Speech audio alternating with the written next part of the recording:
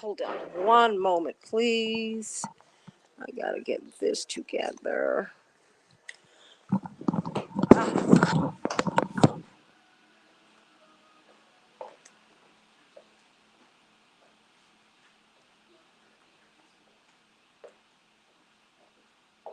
boy.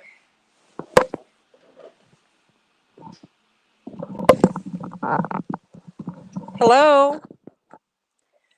Yeah, I was just reminding him about Okay, Marty. Okay. the clarity and to make sure he's clear and whatnot. So he's Okay. on now. Okay. Let me say hello to him, and then we can say Yeah, he's up.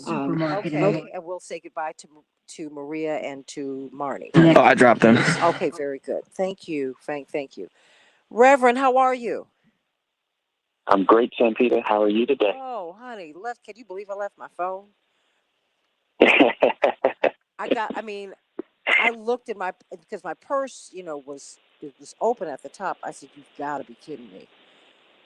Oh, Yeah. I At couldn't least it believe it. wasn't stolen. At least it was at home. Oh yeah, yeah, yeah, yeah. Well, you know what? I'm not gonna name this shop.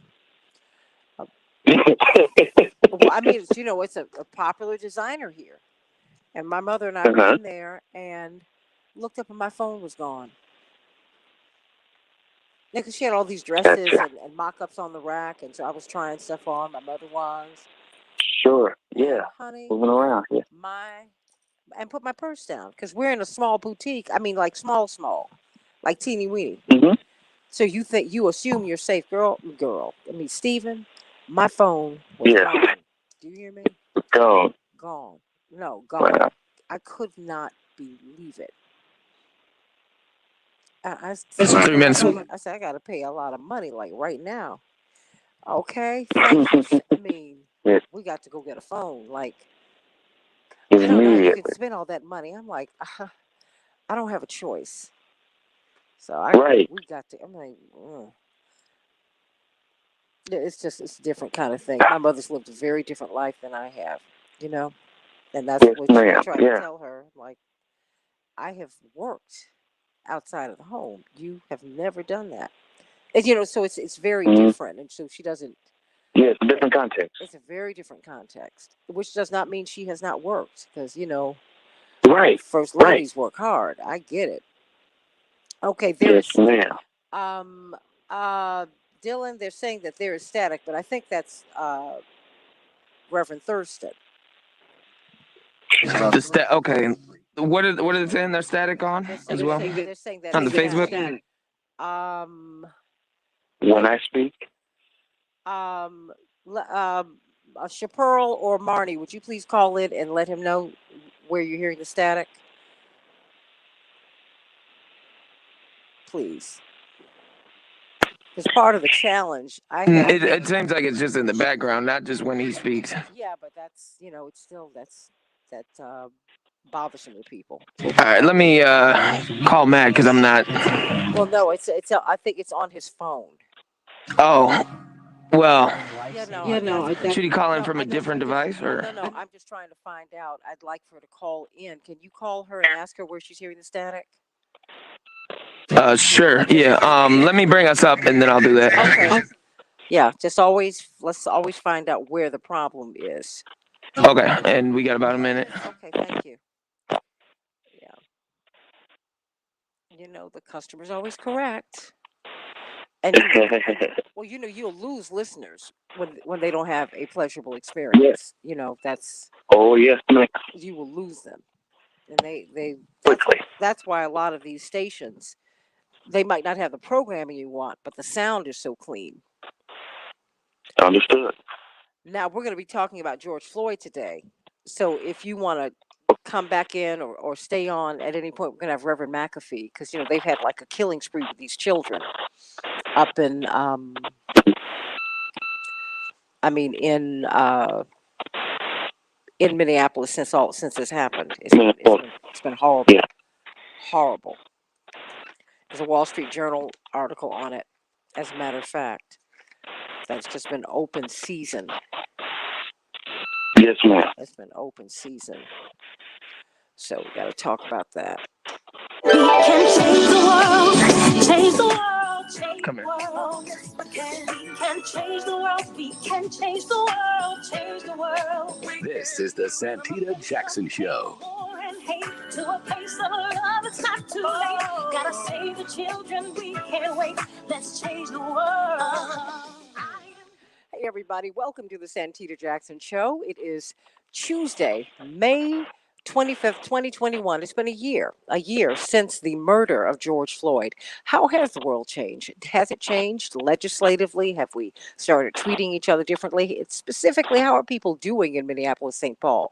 My home up there giving you a shout out, AM 950 Radio, Minneapolis, St. Paul, the voice of progressive Minnesota, and of course, WCPT, Chicago, the nation's largest progressive talk radio station. I want you to meet my morning stars. That's right, we had Big Bree, that's right, 65 came on first. Daryl and Shirley from Philadelphia, and Lorraine and Carol from the left coast out in LA, and Makiba and Lorraine and Raphael. How you doing, my sweet Weta? And Lorraine and so many, and Maddie and A King, and so many of you. And I'll got all my Brazilian connection, Renato and everybody, Carmelita, sending you much love. R.I.P. George Floyd, Carmelita, and you said R.I.P. Ronald Green. And just remember, Ronald Green down in Louisiana, his death preceded George Floyd's by a year. By a year. It's just unbelievable that happened in 2019. But his family were lied to. They were told by the police that he died in a crash after a high-speed chase. It turns out the police beat him to death. And wouldn't relieve him because they said maybe his blood is tainted with AIDS. Got a lot to talk about today, everybody. Got a lot to talk about on this day as we are still waiting for the passage of the George Floyd Justice and Policing Act, qualified immunity. Can you charge police? There's so much to talk about today. So I want you to call me or text me at 773-763-9278, 773-763 WCPT. GWC Injury Lawyers gives you the opportunity to text. I want to hear your voices today. Want to know what you're thinking on this date. As you know, all of the data shows that Minneapolis, St. Paul is the fourth worst place in the United States for Black people to live, using the metrics from the U.S. Census. There's a lot to talk about, and we're still in the midst of this pandemic, and we're seeing Republican governors who are, in many respects, trying to force people back to work. And quite frankly, it's a corporatist thing that Democrats and Republicans participate in, quite frankly.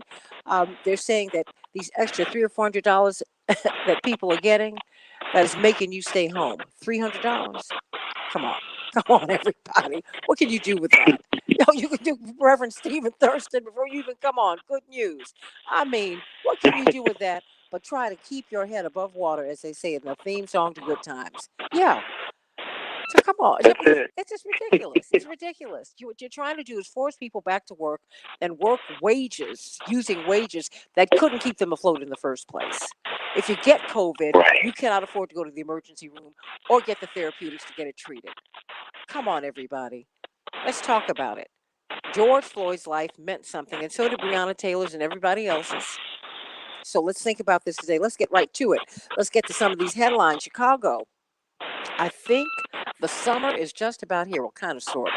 Still getting snow in June in Chicago.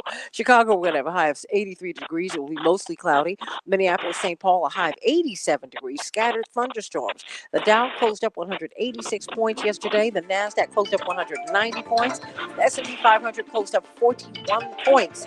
The Cubs will be playing the Pirates today. The White Sox were triumphant over the Cardinals 5-1 yesterday. They'll be playing them again later on today. And the Twins, 8-3 over the Orioles. They'll be playing them again once again today. Well, everybody, we're in the midst of the basketball playoff season. Just doesn't quite feel like it because we're not all in the stadia, but here we are. The Bucks, 132, the Heat, 98. The Nuggets, 128, the Trailblazers, 109. The Celtics will be playing the Nets tonight. The Lakers will be playing the Suns. The Mavs will be playing the Clippers. The Bucks will be playing the Heat. Oh my gosh, this is really, really great. If you're into basketball, this is the time. Suns versus the Lakers, Grizzlies versus the Jazz. It's going to be great. Hawks versus the Knicks, Wiz versus the 76ers. Keep your eyes peeled. It's going to be fantastic. The family of George Floyd will be visiting the White House today, and Speaker Pelosi on the anniversary of his murder. They will meet with these persons, and they are pushing for the Justice in Policing Act, named after their beloved George Floyd. The bill aims to end certain police techniques, including chokeholds and but what about qualified immunity, everybody? What about qualified immunity? And what has really changed, everybody? Only 17% of the United States say race relations are better 1 year after Floyd's murder. This is according to an NPR, PBS NewsHour Marist poll. And the trial for the ex-officers charged with aiding George Floyd's murder, several of them were sitting on top of him, has been moved to 2022. We're going to talk about that today with so many people from all around the country. Want to hear what they have to think, and we want to know what your thoughts are, everybody, as we're looking at this. Qualified immunity for police. We got to talk about that, everybody. The latest Politico morning consult poll shows here's some more race relations information. A plurality of Americans, 44%, said that there's been no change in their engagement with races beyond their own. 34% of Americans said that they've become more engaged in these issues. 13% say they've become less engaged in these issues. Wow. And just remember, in this context, although President Biden won overwhelmingly, he and Kamala Harris, guess what? Still, President Trump was able to gain 10 million votes. Guess what? Texas is poised to allow unlicensed carrying of handguns. Unlicensed. They're going to remove one of the last major restrictions after lawmakers approved allowing people to carry handguns without a license, everybody. The Republican-dominated legislature approved the measure Monday, sending it to Governor Greg Abbott, who has said he will sign it despite the objections of law enforcement groups who say it would endanger the public and police. Secretary of State Blinken is on the move. He's been dispatched to the Mideast amid the Israel-Gaza truce. Will it hold, everybody? The U.S., together with its allies, Egypt, Qatar, and several European nations, work to persuade both Israel and leaders of Hamas to end their military campaigns. But where will that go? Because in the meantime, we're seeing a surge in anti-Semitic attacks all across the country. And so we need to see what's going to happen here. But in the meantime, you also had an anti-BDS law that was struck down in Georgia. So there's a lot going on, everybody. Free speech and Palestinian rights advocates on Monday hailed a ruling by a federal judge declaring the unconstitutionality of a Georgia law prohibiting the state from doing business with anyone advocating a boycott of Israel.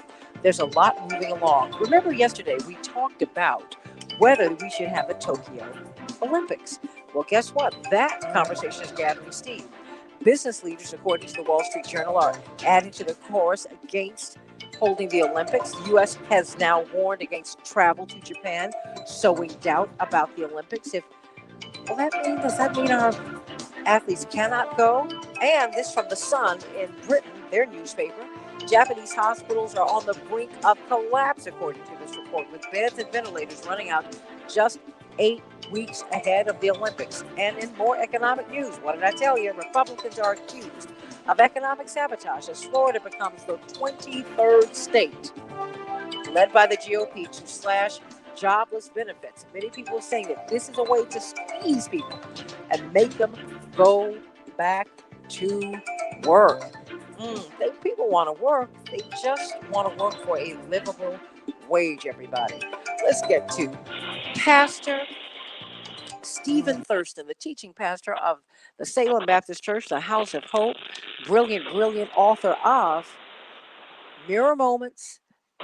Reverend Thurston, it's the first, before you get into the good news, it's the first anniversary of the murder, and now it's officially a murder of George Floyd. Yes. And you work with a lot of young people. How and just work with a lot of people? I mean, how has this, in your estimation, impacted us over the past year, or has it had no effect? No, it's had an effect. It's added to the layer of trauma that people suffer with. And we know scientifically that trauma can pass down through DNA. And so there's epigenetic transmission. And so it has young people hesitant, fearful, scared, now having their own current version of what we will hear our parents and grandparents speak about from the 50s and 60s. And so it's the 2.0 version of what our ancestors went through for us. And so it's very trying, and it's forced us in the faith community to continue to push harder to instill hope and faith and encouragement in the lives of people, so that, as you mentioned a second ago, they can just at least keep their head above water as they navigate through the nuances of life. Well, give us some good news in that context, and I think that's make the strength of the gospel for us. We really do find we look for just a candle in a dark world. Yeah. We do Glimmer. just something. Give me a little something, and I'll make it on through. What's the good news today, Pastor? That's it. Well, I want to encourage us that we can shift in life from being cowards to being conquerors. This idea came to mind the other day, spent some time with my godson, and he wanted to watch The Wizard of Oz. Of course, I was hesitant to do it because I've seen it many times, but I'm glad that he forced it because I was able to see that movie, that classic, through fresh eyes, Santita. As I sat there watching it, and many of us can recall if we haven't seen it in a while, it's so etched into our memory. Stereotypically known to be a fierce and ferocious animal, we encounter in that storyline a lion who was paralyzed in his purpose as insecurity has led to inadequacy and inferiority. And while publicly he's demonstrative, privately he's demure, as he facilitates this facade of force when the reality is that he's being fueled by fear. Feeling the need to meet the expectations of his community and his colleagues, this lion spends his days bossing and bullying, intimidating inhabitants and visitors alike in the forest of Oz until the day he runs across a damsel named Dorothy. As a result of her confrontation and condemnation of his conduct, the lion is then led to confess his cowardice. Because Dorothy had an engaged heart with care and compassion flowing from her fountain, she then invites the lion to ease on down the road with hopes that the wizard could confer the courage that the lion had been lacking, longing, and looking for. And if we recall the story, it's while traveling to Quatling country in the aftermath of their consultation with the wizard that this collection of characters in the story encounters a forest of creatures being terrorized and tormented by this giant. Now confident and courageous, the lion steps up to battle this bully. And after decapitating the giant, this community crowns him as their king. And it's at this moment within this epic fable that we come to the realization that cowards can become conquerors. That's the good news. And maybe the lion in the Wizard of Oz resonates with somebody today because, like the lion, your life has been a lie. From an outward appearance, you're the king of the jungle. You're a boss chick. You got everything going on for you. You're doing the doggone thing. It appears as if all of your T's are crossed and your I's are dotted. And from observation, your life looks structured and systematized. But if we were to remove some of the layers and move from observation to a state of investigation, we discover dilapidation and devastation. On the outside, we look like spiritual giants, especially in church, but on the inside, we're emotional midgets. Many times, we've been facilitating a facade, which leads our lips to lie to tell one story, while our lives actually tell another. We proclaim to be conquerors, but too often the evidence conveys that we're really just cowards. And the problem with perpetuating these pretentious presentations is that what's in you will eventually come out of you. And so the truth is going to be told. And I simply stopped by this morning, Santita, to help somebody, to encourage somebody. I want to help somebody to release from this self-induced stress and pressure that we find ourselves under. I want to assist someone this morning in taking their mask off. I want to help to limit the negative lion-like qualities that are in your life. Here's a newsflash. You don't have to be perfect. You don't have to be strong all the time. You don't have to always have the answers. You don't even have to always be on.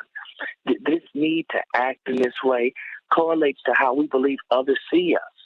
the need to change our behavior based on how we feel people perceive us, is a social psychological concept known as the looking glass self, which results in us facilitating facades and living our lives as lies. All I'm seeking to suggest is that we move through life, and as we move through life and navigate the nuances of life, that we don't have to stop being afraid. Fear is a part of the process.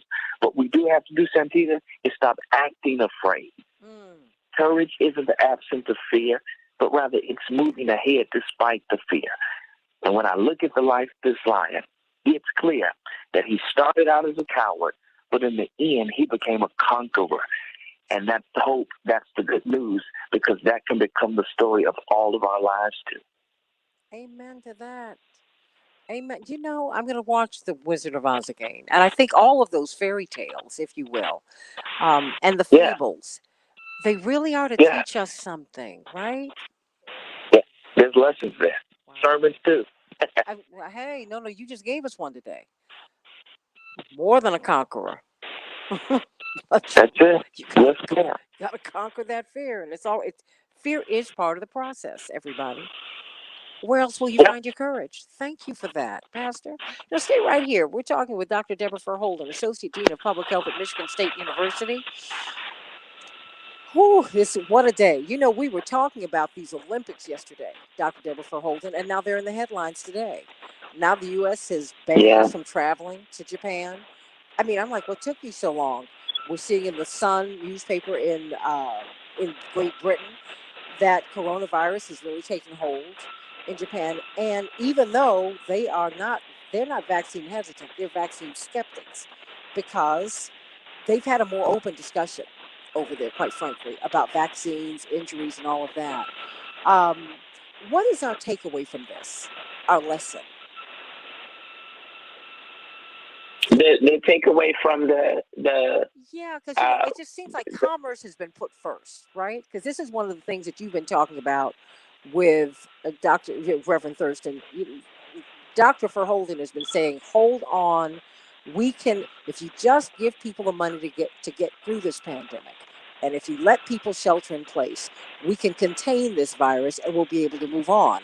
But when you reopen too soon, when you're moving everybody around, you could have a global disaster. And it just seems like we're willing to do that to open up these economies, Reverend. I keep calling you that, Dr. Deborah Verholden. well, I think what we're seeing is what happens when you put profits over people.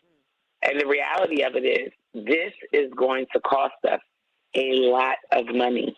This stimulus package is $1.9 trillion. And I keep asking myself, this doesn't feel like an investment. It definitely doesn't feel like a reinvestment, which would imply that there was some initial investment. I think about all that we've learned or that got revealed about how fractured our public health and healthcare system are, truly about how unfair our world is. And I ask myself, are all these resources that we're throwing at the problem actually going to, repair those cracks, heal our nation? And I just don't see it. I don't see it. It's interesting because I'm very action oriented, right? That's a part of, what public health is about. But the intention underneath of a lot of this stuff, I think is going to undermine the potential benefit of the action. This really does feel like we've just got to get the economy going. People are tired of it and they just want to get back to normal. And I understand all of that, but we're just missing the opportunity to do something transformative in this season. It's unfortunate. And I honestly believe that's why we're at the stall that we are with vaccinations. Because the thing that people actually really want to see, to do something for the greater good, and maybe even that would benefit themselves, there's just too many other things that are in the way of it.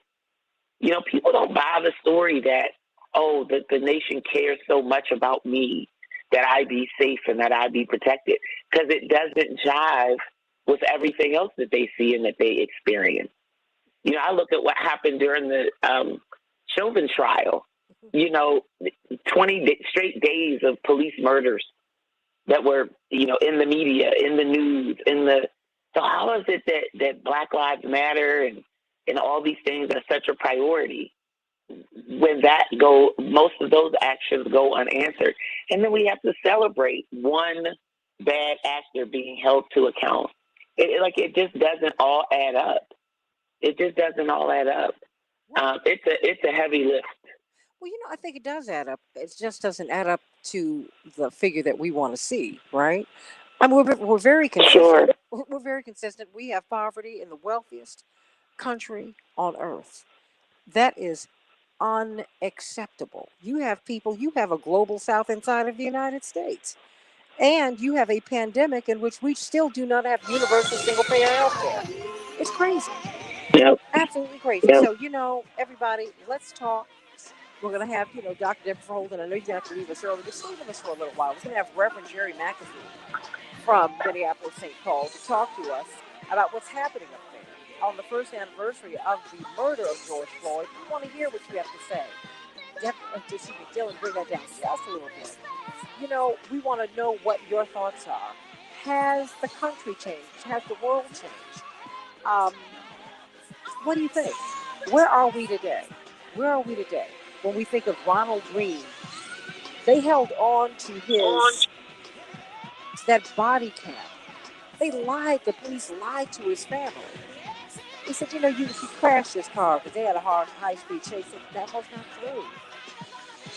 And in the meantime, since then, we've lost a lot of people. And we're seeing a lot of killings in Minneapolis, St. Paul. What's going on? I mean, according to U.S. Census data, what is the fourth worst place in America for Black people to live? Have any improvements been made there? Have we seen incomes rise? Have we seen living conditions change? How are people interacting with the police? Not just in Minneapolis, St. Paul, but all across the country. I don't know what your thoughts are. Call us at 1-773-763-WCPT, 773-763-9278. You can also send us a text. Thank you, GWCP Lawyers. I'm Santita Jackson. This is the Santita Jackson Show. George Floyd. Back to Mr.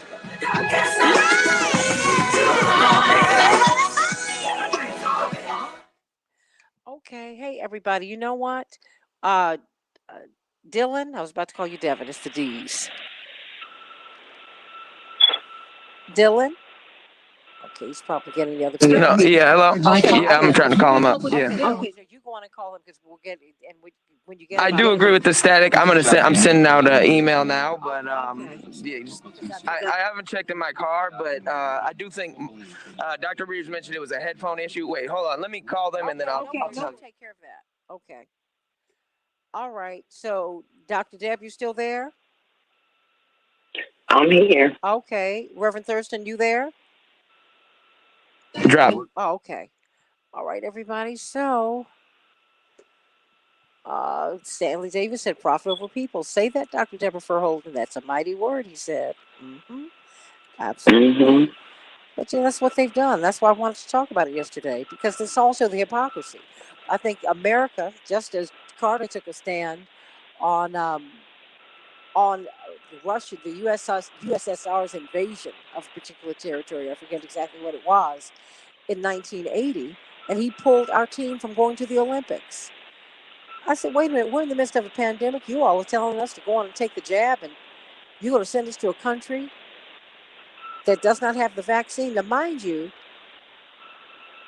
look, I think part of the problem is, Dr. Deb, people still, they're seeing breakthrough viruses, and I just really think that I've said this to you countless times, what this medicine does has not been adequately explained, and even the evolution of it. So, well, we can't do everything, but we're trying to do something. So there you go. Everybody. Reverend McAfee's on. Okay, Reverend McAfee. Hey. Hey, how are you? Oh, I'm blessed, and you? I am doing well. It's so wonderful hearing your voice. We're going to have... And you? Oh, I'm so glad you're with us today. So glad you're with us. And please, you can't go to Tulsa because you can't get out of You can't get on Minneapolis, St. Paul. You know, there's a cover. Well, not a cover. There's a big story on Minneapolis in the Wall Street Journal. Really?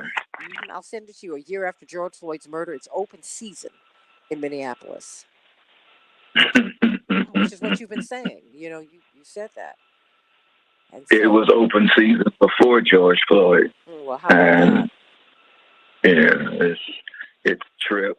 You know, there's a passage in the Bible that talks about for such a time as this, and sometimes the timing has to occur for other people's eyes to come open.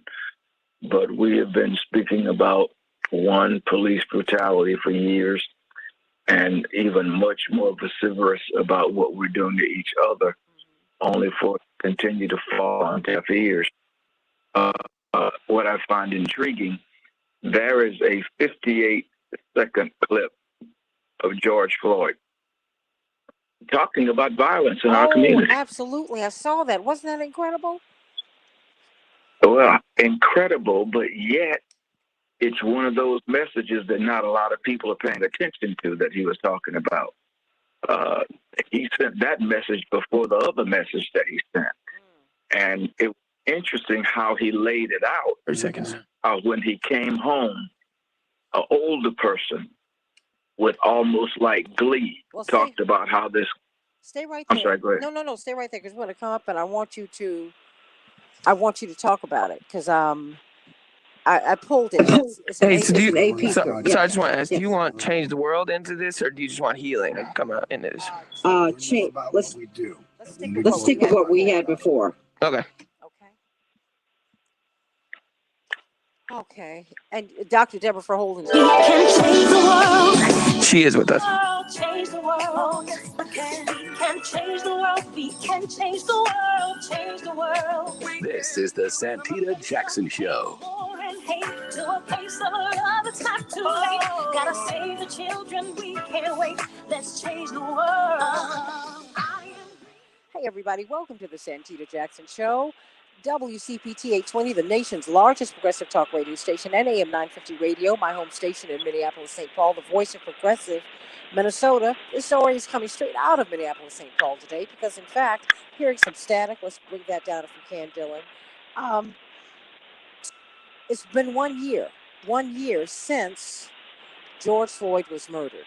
George Floyd. And so we have got a tremendous panel, starting off with Reverend Jerry McAfee, who's been with us really throughout this whole process, and we're so grateful to him. Indeed, he's one of the leading pastors in the country. He's a senior pastor of a church that is like a home for us, for the Jackson family, up in Minneapolis, St. Paul, New Salem Missionary Baptist Church. And Dr. Deb wanted to stay on with us for a few more minutes because she's been saying that racism is a pandemic. It is part of the sickness in this country. But you've been calling me, we've been talking offline about what's happening in Minneapolis, St. Paul. According to U.S. Census data, this is the fourth worst place in the United States for black people to live. Black people on average make about $38,000 a year. Whites on average make about $81,000 a year. Black people are more likely to be violated and violently by the police. And you can just keep on going with this. And yet, and of course, there's a headline I was telling you about, Reverend McAfee, a year after George Floyd's murder. It's open season. It's open season in Minneapolis. Wow, 19 children in Minneapolis have been shot this year, an increase of 171% over the same period in 2020. Their relatives wonder where the protesters are. Why ain't nobody mad about a 10-year-old, my grandson, fighting for his life? Cherie Jennings. And then you brought up something, a message from George Floyd before his death. And I think he had a touch of the prophetic, because he always told people around him that he wanted to change the world. And that's what he was here to do. He said, I just want to speak to you all real quick. He said it in a video. I've got my shortcomings and my flaws. I ain't better than anybody else. But man, the shootings that's going on, I don't care what hood you're from, where you're at, man, I love you. God loves you. Put them guns down. Wow. Yeah. Isn't that something? Oh, But that's what you've been talking about. Right. We only play the one message because the one message fits a narrative that, as far as I'm concerned, is emerged in white supremacy. Because as long as I focus solely on that which is external, that which I really need to deal with, which is internal, will continue to go ignored. Since George Floyd in Minneapolis, St. Paul area, we've had over 120 some homicides. We've had over 800 shootings. This past weekend, we had 15 people total shot, 5 over north, 1 dead, 2 to 3 downtown. 1 just wasn't reported, and 10 shot in one area. We had 1 killed on Saturday. We had 1 killed on Sunday. What we're doing to each other is atrocious. And you know what really blows my mind? Black folk talking about it ain't us doing it. After all of the witnesses saying didn't talk about it, they think somebody had infiltrated our community. The young lady that you quoted about her grandson, he's a member of New Salem. And what's interesting, her father died 60 days ago. She had a heart attack 2 weeks ago. Her mother died on yesterday. Young Trinity on a trampoline outside playing, hit in the head. They're beside each other in the hospital, and thanks be unto God, both of them are stable and breathing on their own now. We've been doing prayer vigils out there now for the last 24, 25 days, something like that. Then last week, young Anaya, 60-year-old, shot in the head, he dies. And when we speak of George Floyd, perhaps we ought to expand the conversation. Yes, we need police reform, but we need community reform. And it had, the only time it got some play is just a couple of weeks ago. And the marches and the prayer vigils we've been having pale to the numbers of those who respond to police brutality. Matter of fact, Black Visions Collective, Reclaim the Block, and another something Minnesota, they collected over $50 to $60 million off of the death of George Floyd. They've yet to pour a dime back into any violence initiatives on what we're doing to each other. The money that they spend is spent towards, listen to this, defunding the police. George Soros sent in the latter part of last year another $500,000 for initiatives on defunding the police. Now, who in their right mind, with the statistical data I gave you, at this point, would talk about defunding the police, but have no alternative that they've introduced to the community? I've been asking to hear it. Please give it to me. I know about police brutality. Agree. Tell me your alternative. Because you got a community that is scared, frightened, and the politicians ain't doing much talking right now. Because now they're faced with the reality that that tone may have set another mindset of lawlessness that's happening throughout the city, Minneapolis and St. Paul. And we got to deal with it. Where do we go from here? I mean, with the Justice and Policing Act that is that could be passed, by the Senate. Qualified immunity appears to be the real sticking point. Is there anything that can be done legislatively? There's some things that can be done in the city, in Minneapolis in particular. You had several things already set up that the Democrats castrated. Give that police civilian review subpoena power. There is no entity, be it internal affairs or that trumped up fake police civilian review, that hold police accountable. There's some things they can do on the city end without going through the legislature and other places to make it much more difficult. That's what's amazing. You got them youngsters who are in the city council. They've not given the PCR subpoena power. Chauvin had over 19 to 24 charges against him. How'd that happen? nothing watching over him. The city can do that. Right now, you got a conscientious police chief, but you almost got a city council that just don't have a clue on a lot of things. They just don't, and it's painful. So while they continue to look at something nationally, as you know, politics are first local. So you can change some stuff now.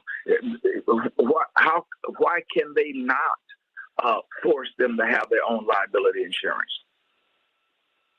And then if, just like your car insurance, you get too many accidents, they cancel you. And if they cancel you, then they can then fire you. Minneapolis has one of the strongest unions around right now. The good thing about them, that they're at the table right now with the federal mediation team that we've been doing. And many of the people who talking about defunding the police won't even come to that table. So there are some things that they can do now before the qualified immunity stuff is even dealt with that will give it more teeth. So I don't understand them. I just don't. I want you to call me at 773-763-WCPT, 773-763-9278. I mean, do you want to defund the police or do you want to reform the police? Is that what we're looking for? Because I know I don't want to see the police go, but I do want to see bad cops and bad policing go. That's what I want to see end. Yes. I mean, Pastor, isn't that what... I know people on the ground, that's what we're looking for. We're looking for the same thing. Look, change when they started taking money from the police, we just had one of the largest diverse groups that was getting ready to come on board. One of the things we used to do some years ago to recruit police officers right within our own community. That's how we got Rondo. He's right from the neighborhood. There's a lot of good people that are police officers that's conscientious. Certainly you got some that's unconscious, and we can hold them accountable. We can do that. And I think we got the mechanisms to do it if the city council and mayor's office and the community work together to make it happen with the union. But to say right now, defund them, that's insane. And without a plan, and they went as far, they cut either $1 million or $2 million or more from the police budget, right? Now, here the Senate pretty much is in control of everything, and they ain't trying to hit nothing about defunding the police. And as a consequence, they don't let much money or anything fly to the city like that. And I can't say I blame them because, it's bad here. It is bad. Well, you've made the Wall Street Journal, I tell you that. And I just want to know also, we've got the president of the National Bar Association with us, which is the largest and oldest black bar association in the world. More than 65,000 lawyers. Indeed, her lawyers are the lawyers for the Floyd family and for all of these families, for the most part. But they are Ben Crump is a National Bar Association lawyer and all of that. C.K. Hoffler, you hear now, a year later, what's going on in Minneapolis, St. Paul. And I'm just wondering, is there anything that can be done legally? I mean, where do you stand? I mean, you have to sue these police departments and these cities all the time and make settlements. Where do you think, where should we be going from here? What do we need to do? Well, good morning, Santita, and good morning to the rest of your panel members. Santita, I think that I agree with Reverend, we've got to fight on a local level. Because when we're talking about what needs to pass, of course, is I'm an advocate of the passage of the George Floyd Justice and Policing Act because we need national standards. But we also need to make sure that we take care of business at home. We need reform on a local level. And that must involve working with community groups, working with the people in that community, because they are the ones, after all is said and done and the fanfare has died down, those communities are the ones that pay for all of this one way or another. And so it's critically important to work on a state and local level. So it's not just the state of Minnesota. And I think I mentioned to you previously, we have been working with the governor's office, and I think Reverend said the governor is not necessarily the problem, and we do understand that. But it's getting on the local level in the legislature, because there are people that are blocking or passing laws that are very, very detrimental to policing reform. It's not really about defunding the police. I happen to believe this notion of defunding the police is a misnomer. When people say that, some people say that, they don't really mean defunding the police. They believe they're talking about modifying the police department. They're talking about policing reform. I have to believe that's what they're talking about, because they can't be talking about putting less money in the police department. They need training. They need supervision. They need accountability. They need to get insurance policy. There's a whole lot of stuff that they need, and that the unions need to step up to the plate and do, because the unions are part of these significant problems. So where do we go from here? Policing reform on a statewide basis. We've got to push the federal work, but the community has to work hand in hand, and I mean really hand in hand, with those pushing the George Floyd Justice and Policing Act, and with those pushing progressive change in policing locally. You can't have, and we can't ignore what's happening in our communities that has nothing to do with excessive use of force by the police. We cannot ignore that. We simply can't, because at the end of the day, when we look at our communities that are dying all over this country, it's not just Minneapolis, it's all around this country. But let's focus today on Minneapolis and George Floyd's murder, brutal murder. At the end of the day, we have to have community buy-in, and we have to really look at ourselves in the mirror too. We need to reform the police, that's right. But we also have to look at ourselves in the mirror and see what we can do. What is our part as a community? Well, and I think we also have to look at our trauma, Reverend McAfee. We're talking with Reverend Jerry McAfee, one of the leading pastors in the country. He's the senior pastor of the New Salem Missionary Baptist Church in Minneapolis, St. Paul. We've been going there for decades. We had the teaching pastor from Salem, from your colleague, Reverend James Meek's church. He's a teaching pastor, Reverend Stephen Thurston II. And he said, this trauma that Black people have experienced down through the generations, Reverend McAfee, we don't address. Everybody talks about the fact that Black people are such a forgiving people. And you know what? I said, I don't know about that. I think we are forgiving. I think in our hearts we are. But I think that we're an excusing people. Because a forgiving people would be a peaceful people, and we are not at peace. We want peace, but we're not at peace, Reverend. We're not. We don't strike out at the people who hurt us. We strike out at each other. Yep. Over 25 years ago, a group of local pastors, we formed this group called Operation Resurrection. And one of our main things was dealing with the trauma in our community. The first service we did, Stop the Killing, Start the Healing. Stevie Wonder was our guest speaker. We held a memorial that day with all of the names of the people who had been killed. And we were able to pair them with counselors. When we start talking about PTSD, the city ignored us. Now, after all of that, because we were saying 25 years ago that violence is a medical issue as well, and nobody paid it any attention. But then, normally what they normally do when somebody white finally say it, then they do it.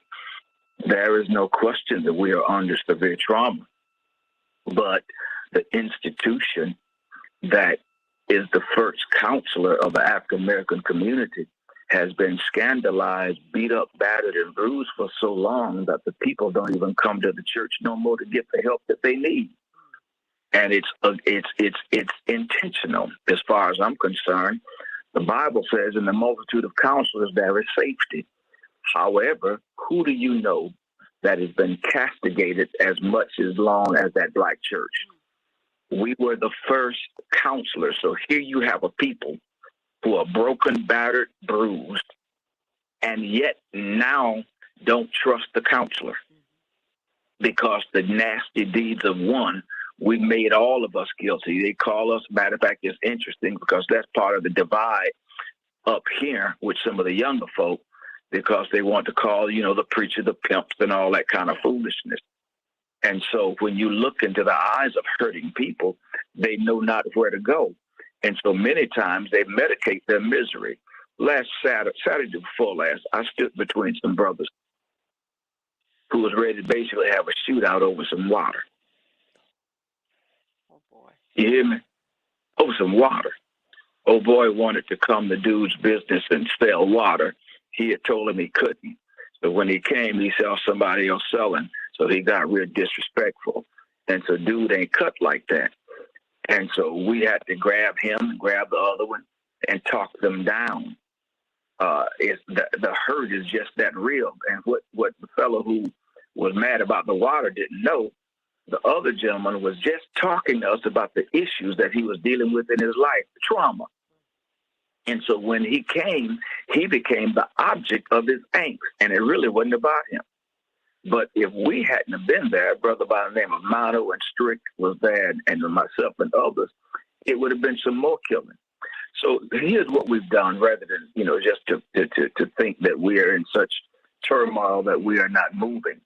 Yesterday was the first day of what we call 21 Days of Peace, where we are actively, when I say we, churches, mostly black and white, are occupying in North Minneapolis the 4 hottest areas and monitoring them, even with the help of the police. In St. Paul, there's 3 areas. Over south, before it's over, there'll be another 3 areas where we're giving a presence, because sometimes presence can dissipate many of the problems. If they're selling that candy there, they know they got to go when we show up. It was interesting because yesterday when I introduced myself to this guy, he stopped in his tracks and said, "Reverend, I need prayer now." So getting the presence out of the church, out of the building, putting it on the block, because we know that most of them folk connected to some church some kind of way. And so we got jobs that we can offer, healing spaces we can offer, whatever resources that we need. And we're praying that before this thing is over with, it will be a force of habit for churches to take the ministry outside to where our people are and take our communities back, rather than to leave it to people who want to sow seeds of discord and destruction. So, I know the Wall Street Journal probably didn't report that, but most folk around here now know the churches are rolling. Reverend Patterson, them in St. Paul, like Bishop Howell, them, Bishop Stephanie Bonds, them, Elder Stacy Smith, who's over the AMEs. We got the Baptists, we got Pentecostals, we got the State Churches of God in Christ with Bishop Washington, Ronnie Patterson, State Baptist, Alfred Babington Johnson. Girl, we rolling. And we at them, and we ain't going to stop until we get our communities back. Attorney C.K. Hoffler, it seems to me that those are the things that we have to focus on as well as we're looking at the legislative remedies. Those are important. But, I remember Reverend McAfee and Attorney Hoffler. I was in my office one day. I worked at Rainbow Push for several years before I got into television and radio. And my father and I were talking just about conditions that we were seeing. And as he left my office, he turned around and he looked at me with tears in his eyes. He said, "But baby, you must remember, we are a broken people. We're so broken.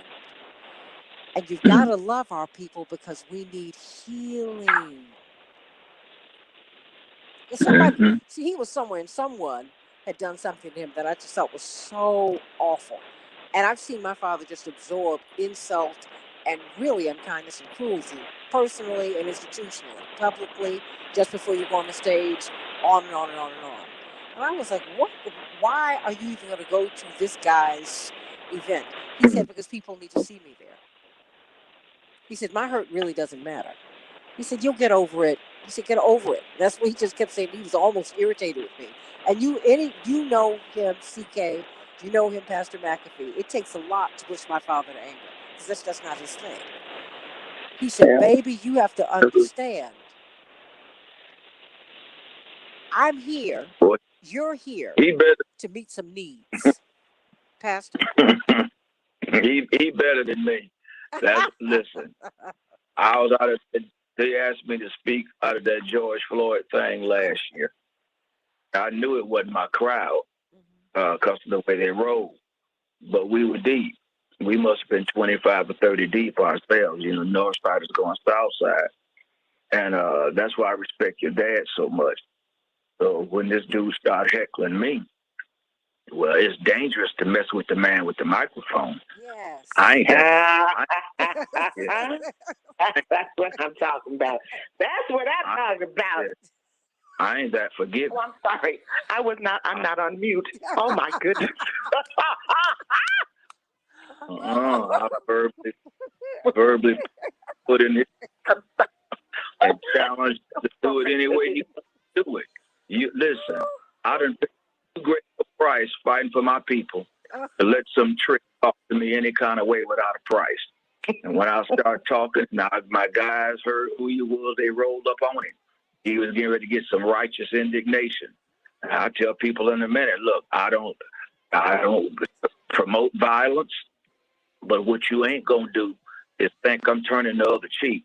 You gonna get it. You gonna get it. I got too much time to pay for you to play with me. And Reverend Jesse Jackson, when I seen some folk deal with him, look, when he was here a couple of years ago on the radio, one of the brothers from one of them other organizations called us there, when we came out the station, said something a little sideways. When we rolled up on him and he understood what it was going to be like, he got some get right. You don't treat our people like that, and not him. We ain't tolerating that. So, and they are broken. I know we broken. You're right. I'm broken. I got 30 seconds, and you got them. We can do this, y'all, collectively and together. We must not give up. Church preachers, pastors, you still got the moral authority to take those words and shape them into actions and change hearts and minds. We just need you to use it. Put your pulpit back into the community, and we'll see change. What else can you say, everybody? George Floyd, killed a year ago today. What has changed? What is changing? A lot can change, and we need healing. Back with more of the Santita Jackson Show in just a minute.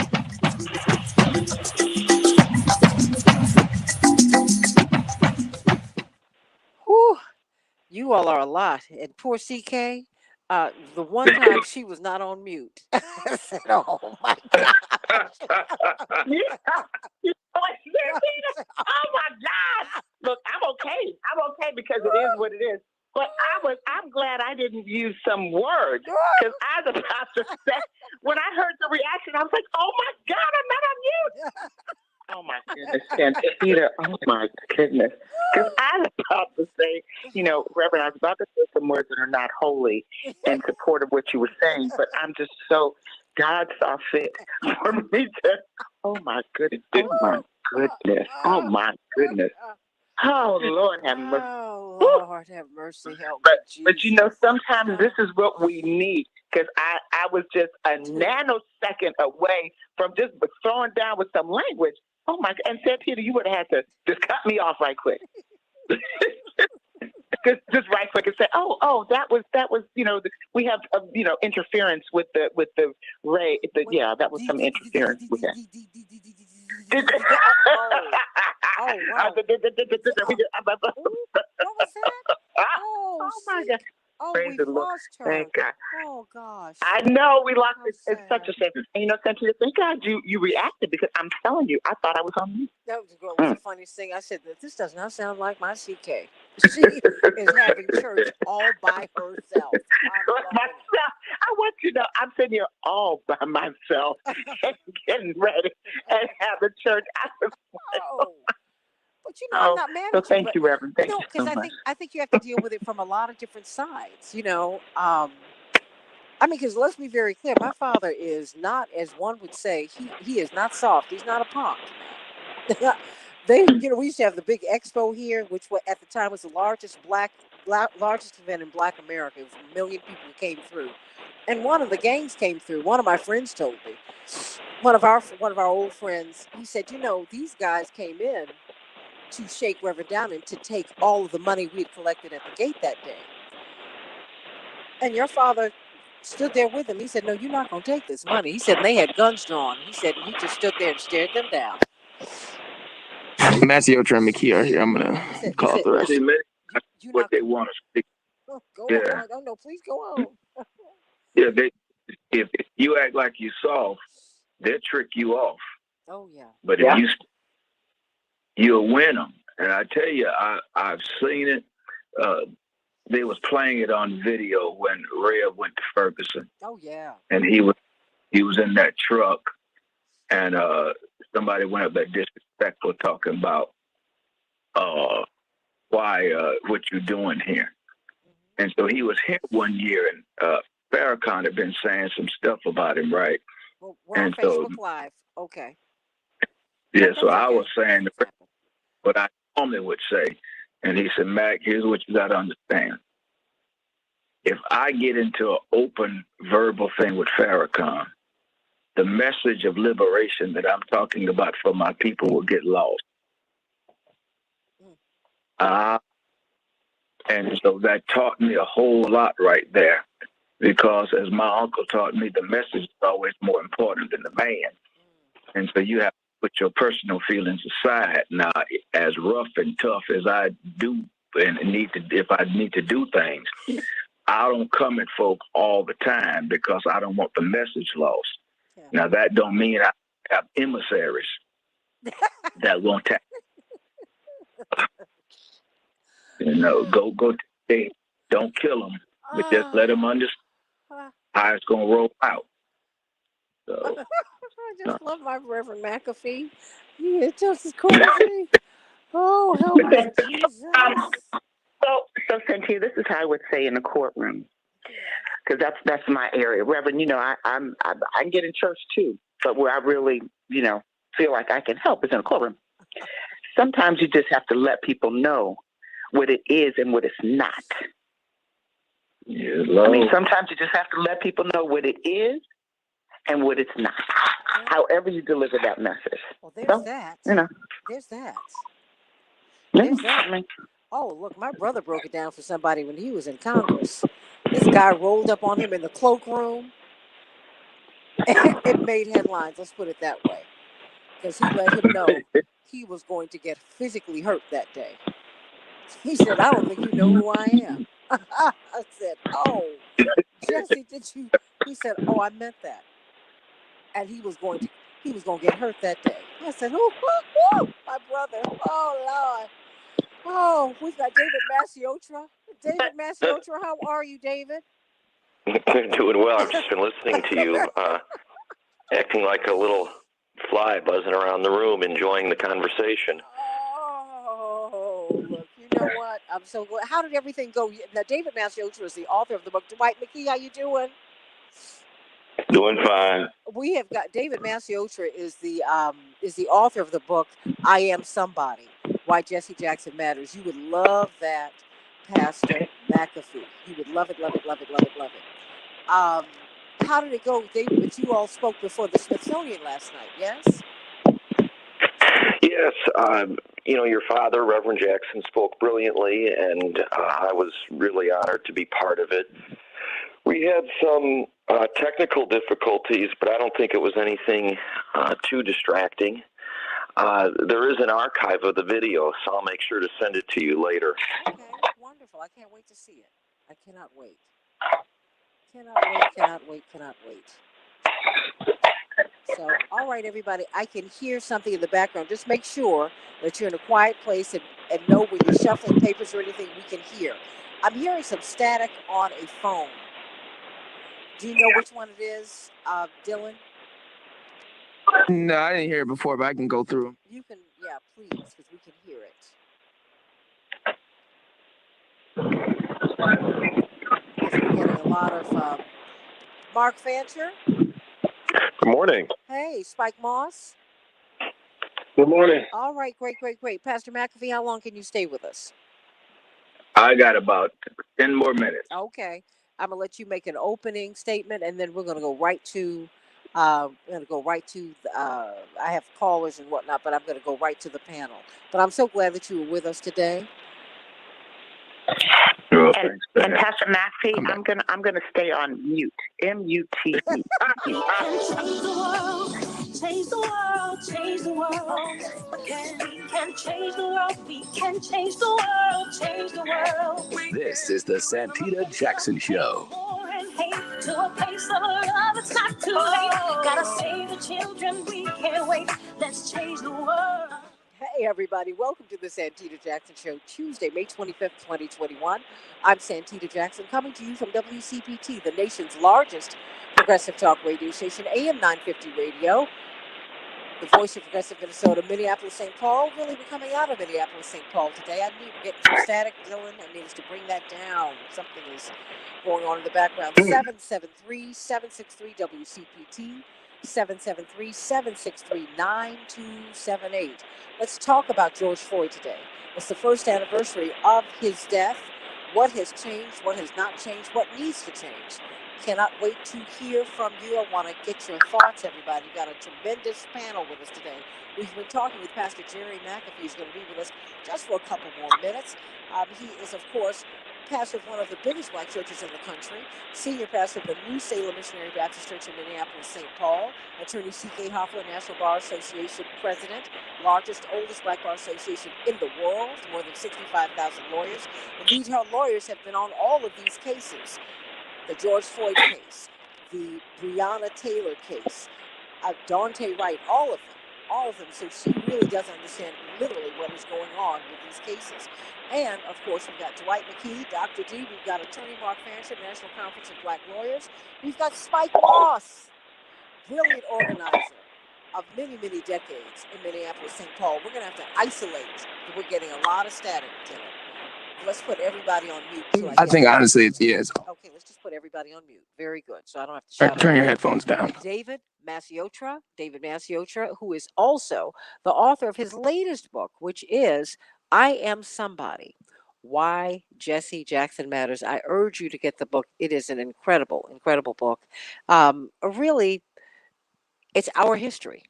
Our history, and I don't mean not just Jesse Jackson's history, but it's American history. It's American history. It's why Jesse Jackson and why that form of leadership matters. You know, oftentimes now we're in a phase where we have legislators and we have liberators, and I think we've gotten confused about who the two are, right? Legislators are supposed to take instruction from you. We've been following our legislators as if they are our leaders, and that's not what they're elected to do. They're elected to do what you tell them to do. So think about that, everybody. Think about that. And of course, before we let you go, Reverend McAfee, I want to give you a word to share with us. Thank you. As we said in the earlier part, there was two main messages that George Floyd really left. There certainly was the 9 minutes and some seconds on 38th. But that was a video that George left as well, talking about the necessity of the guns being put down. And that is what we so desperately need in our communities right now, all across this land and country. And we're hoping and praying that other cities would adopt our plan of getting the churches out of the churches back on the block to try to bring peace and healing to the community. That would be what I would ask and say. Amen to that. And thank you so much, because you brought up George Floyd's words. He was on a video just before he was killed, in which he said, you know what, he just grabbed his phone and said, look, I just want to speak to you all real quick. I've got my shortcomings and my flaws. I ain't better than anybody else. But the shootings that's going on, I don't care what hood you're from, where you're at, man. I love you and God bless you. Put them guns down, which meets the Wall Street Journal headline. A year after George Floyd's murder, it's open season in Minneapolis. Pastor McAfee, I want to thank you for being with us today. Can't wait to have you back so you can keep us apprised of what's going on up there. All righty. Y'all be blessed. Sending you much love and many blessings. Everybody call us, text us at 773-763-WCPT, 773-763-9278. Before I go to my panel, Pam, you're on your mind? Good morning, What's on your Santita, mind, and good sweetie? morning to the panel. Thank you. Just wanted to say, Santita, first I want to make a statement regarding um, your dad. I'm thankful for him because he made this world a better place, his work. And I can only imagine the sacrifice he, your family, and other civil rights leaders made. And so that was on my heart. And then let me just put this piece in. I want to see um, when President Obama was in office, in just one moment, there was a break in the faction of black people. I'm just saying this here in Chicago.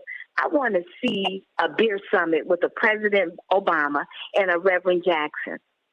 I want to see that, Santita, and I want that initiated by President Obama because I saw President Obama stand on the floor and declare that Senator Robert Byrd was a great man and called him a friend. So I think that's a part of the unity that we need in the black community.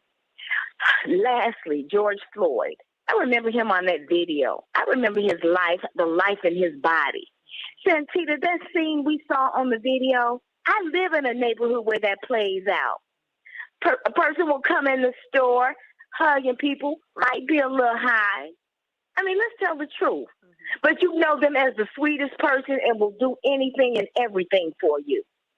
So I remember that about George Floyd, his daughter, the way the country said we cannot stand for this, his vicious murder, and then the events thereafter.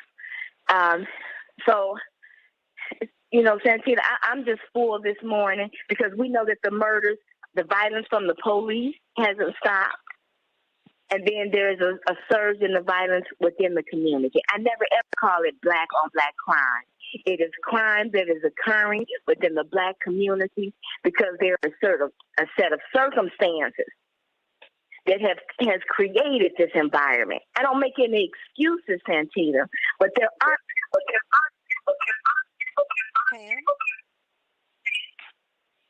Pam? You know what? I'm not making excuses, but you know what? Everybody else's trauma is understood with black people's. Black people were raped, we were enslaved, and we were raped, and the raping did not stop after slavery. And the violations. The first aerial assault on American soil in American history was on black people by white Americans. That was in Tulsa. The first aerial assault on American soil, and although Hawaii was a territory at the time, was not Pearl Harbor. It was Tulsa in 1921. So I make no excuses. There are reasons that we have for why we behave the way that we do, but I make no excuses for the trauma of my ancestors. I will defend them till my dying breath on any platform that I'm on. When you ask why black people act as we do, there's a lot of pain here. And everybody else's pain is understood and given voice to and is given witness except ours. Think about that, everybody. Think about it. Let me go through and let me ask everybody what your thoughts are about George Floyd 1 year later. Let me start with you, Mark Fancher. Well, I think that we have an opportunity a year later to do some serious reflection. I think for me, the first thing that I reflect on, given the work that I do and the things that I see, is that as horrific as George Floyd's murder was, in many ways it was not unique. You just ran down a litany of acts of violence that have been committed against African people in the United States, and it has been that way since we first set foot on this soil in this hemisphere. There has been an active, protracted, hot, aggressive, violent war that has been waged against our people at every level, at every level. The things that happened to George Floyd, as horrible as they were, in many ways pale in comparison to some of the things that have been suffered not only by our ancestors, but by some of our contemporaries. Yes. But people just don't know about it. And I think that what we have to, at least what I reflect on, is that there was something special about George Floyd's killing. I think that that the hand of God reached down and touched the hearts, souls, and minds of millions and millions of people around the world with respect to that killing. For one brief moment, I think that the opportunity was created by God for people to appreciate, on some human level, the degree of suffering, the criminality, the immorality, the inhumanity of what happened not only to George Floyd, but what had been happening to all of people of African descent, throughout the country and in some respects throughout the world. And so, given that opportunity that was created for everybody to appreciate that, and given the initial reaction by the world to that killing, that manifested in so many different ways, demonstrations, articles, essays, books, all kinds of discussions, we still look at this moment 1 year later at the fact that the conditions that people responded to have not really changed.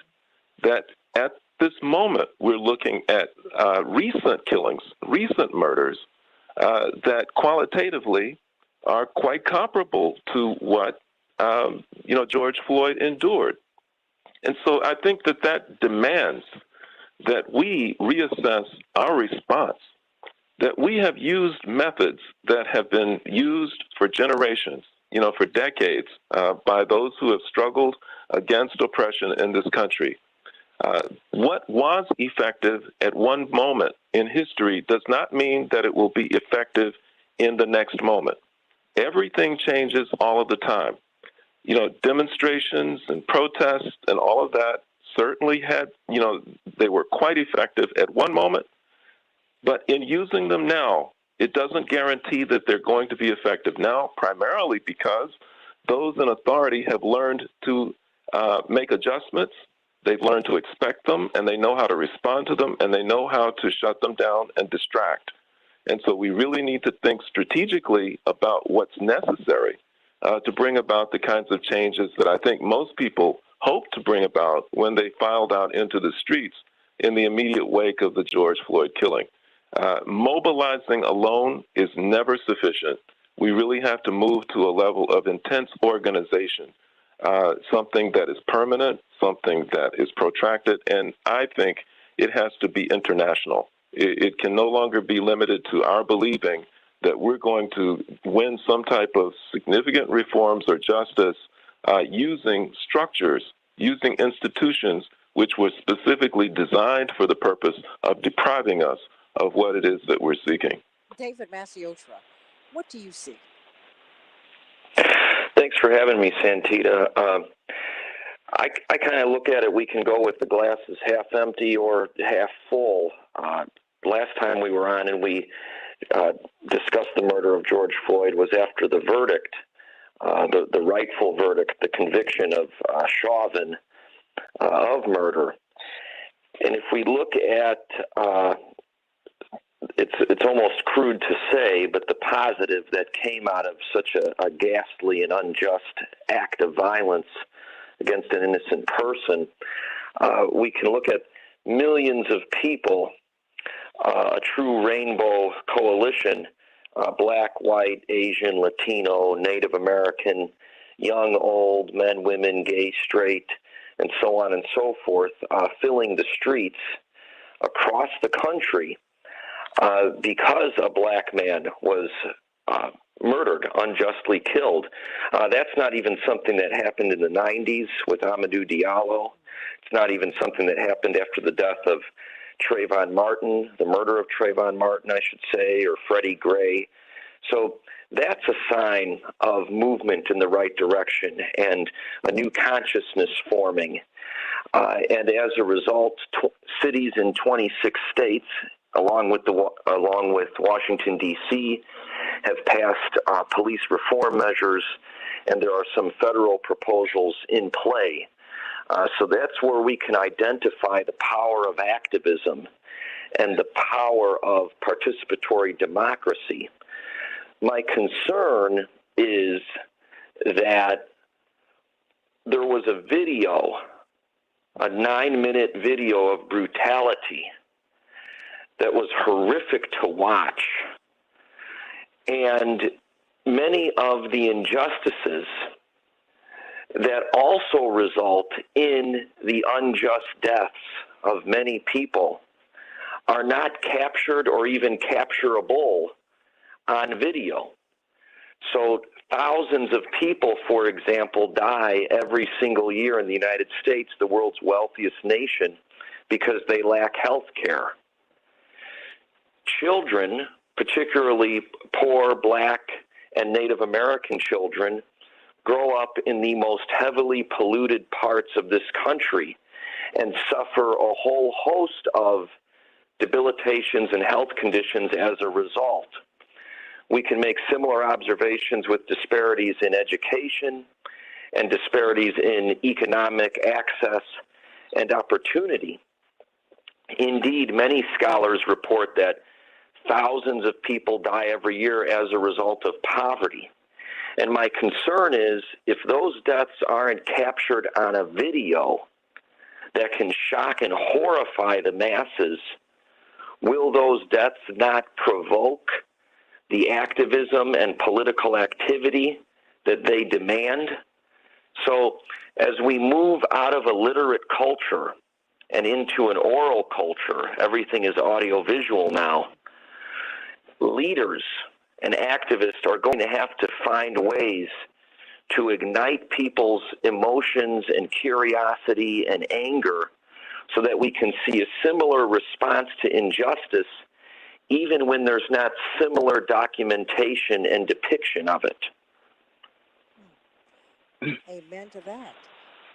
Spike Moss, you've been organizing, oh my goodness, in Minneapolis, St. Paul for more than 50 years.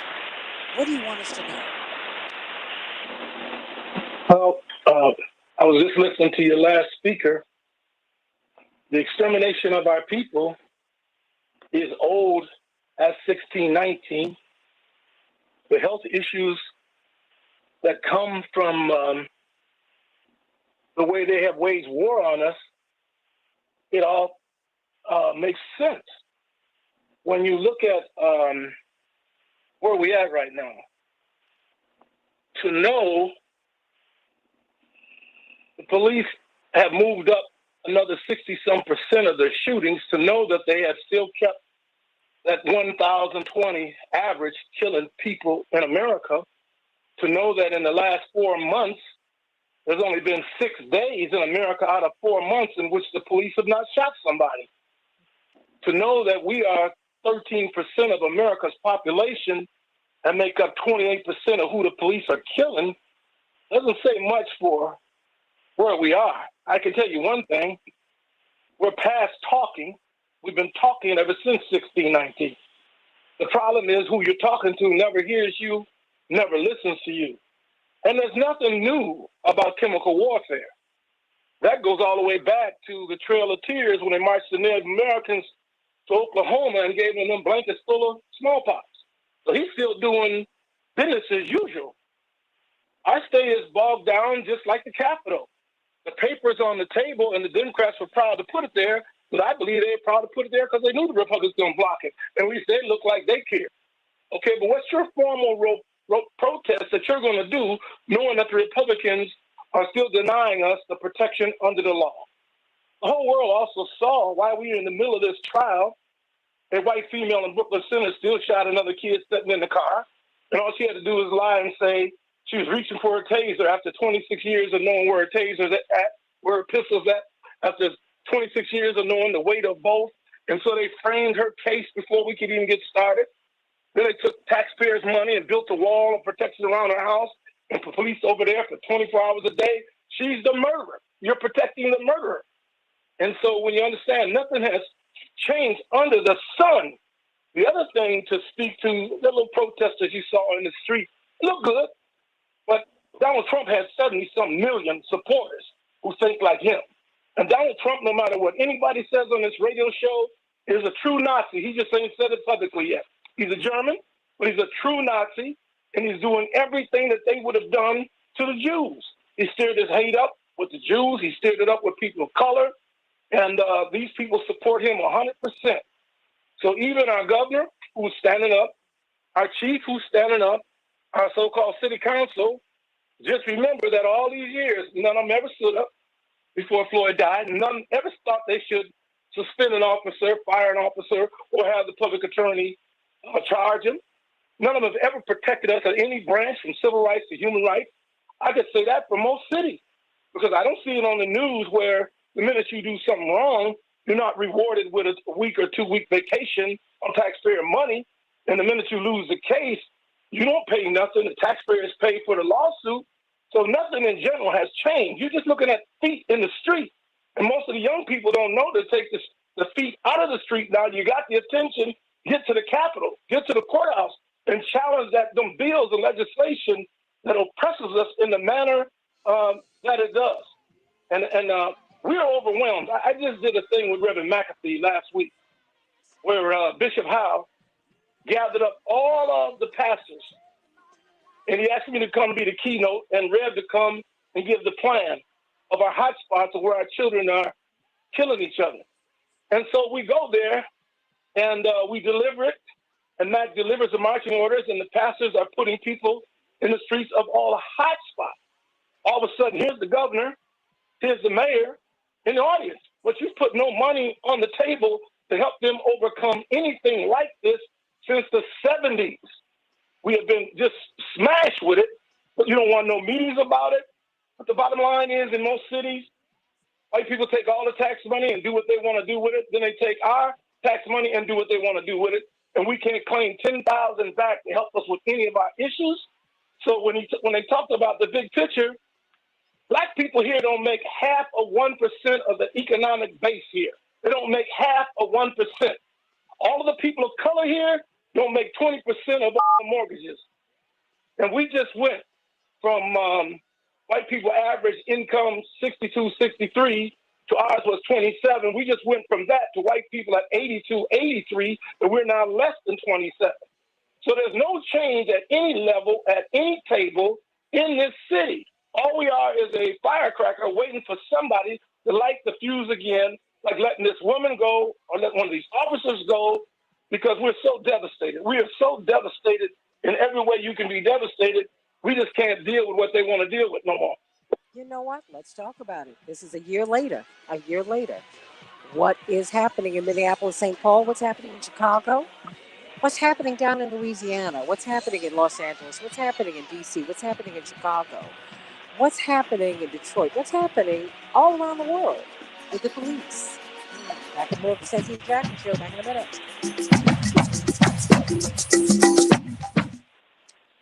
Yeah, Dylan, the other headset is much worse than this one.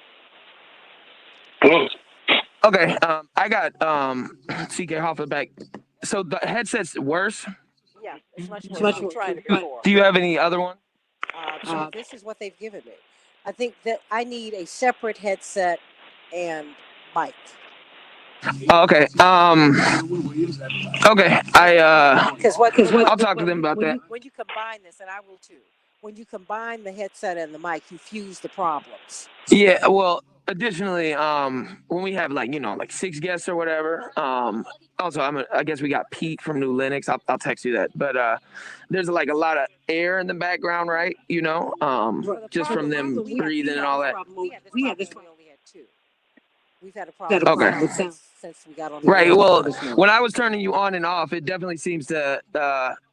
Dr. Reeves said it was possibly with the tie line or the headset. I think it is probably one of those two, because I was turning you on and off, and it in between the guest speaking, and it lessens, but it doesn't go fully away. So I think it's a combination of the two.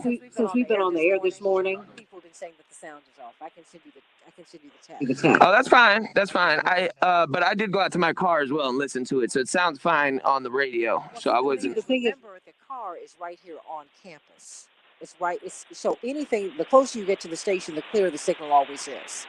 The problem is people are letting us know from all over the country that they're having a problem. Like, I'm hearing a lot of static in the background right now. And the problem is, This can't happen tomorrow. It can't. Okay, I would. I'll message them about a new headset and mic, but yeah, I'm not here tomorrow as well. But No, I will too. A separate headset and mic. right. Okay. Okay. I will reach out to them as well. Yes, please do, just so we can, remedy this. Always going to do that. No, I feel you. Yeah, I just want to make sure the broadcast is clean and all that. But let me call John Nichols and Please, thank you. yeah. All right, everybody. Dwight, I'm going to come to you, and then I'm going to go to John Nichols, okay? All right. You all are a wonderful panel today. Thank you, Spike. Mm-hmm. Thank you for being with us today. This is a whole My lot. pleasure. No, thank you. It's a whole lot. It's a whole lot. You start out with your dad. He A minute 30 this morning at 4. Oh, you did? Channel 4. He was on the news going through the memorial. The day he was going through the memorial. Just woke up with him. Oh, wow. Bless his heart. Oh, you need to know we're moving forward on that day. Okay. That we talked about? 26 June. Hold on one moment, please. Mm-hmm. Okay, I'm sorry. What now? I'm sorry. What was he saying? I'm sorry. What were you saying? Hey, I'm here, Santita. I'm you here, back? Santita. Okay, great. Yeah, I just had you on mute. Yeah, I was dropped, but No worries. I just had you on mute. No Okay. worries. No worries. Well, we're on our way to Tulsa, Spike. Oh, yeah? Yep. This is the 100th anniversary. Yeah. Of the bombing and the You know, massacre. the last time I went there early in the 70s, there was maybe one or two structures still standing on the whole street that belonged to us, and that was in rubble. Well, we're going to be... And that's in the 70s. Well, we're going to be at the Vernon AME Church, which their Mr. Nichols on. Their basement survived it. Wow. So we're going to... And he's starting a prayer walk. Mm-hmm. So we can change the world, change the world, change the world. We can change the world, we can change the world, change the world. This is the Santita Jackson Show. War and hate to a place of love, it's not too late. Gotta save the children, we can't wait. Let's change the world. Hey, everybody, welcome back to the Santita Jackson Show. We are working on the sound. I'm getting a lot of messages from all of you. About the sound. We are working on it as we speak. We're working on it as we speak. And I promise you, we will have this fixed by tomorrow. So, Santita Jackson here, WCPT 820, the nation's largest progressive talk radio station, and AM 950 radio in Minneapolis, St. Paul. Of course, it's been 1 year since George Floyd was murdered in Minneapolis. What has changed? What has not changed? What can we do to make the necessary changes? It's a lot of background noise, everybody. So I'm going to work on that. But Dwight McKee, your thoughts? We're 1 year in. What is it? Where are we? Well, I was listening to Reverend's concern about defunding the police, and I just want to say is we have to be careful to who we listen to and how we identify our leadership. And is it a real answer for us that we have to understand who also benefits from our chaos? And a lot of these movements are being funded by George Soros.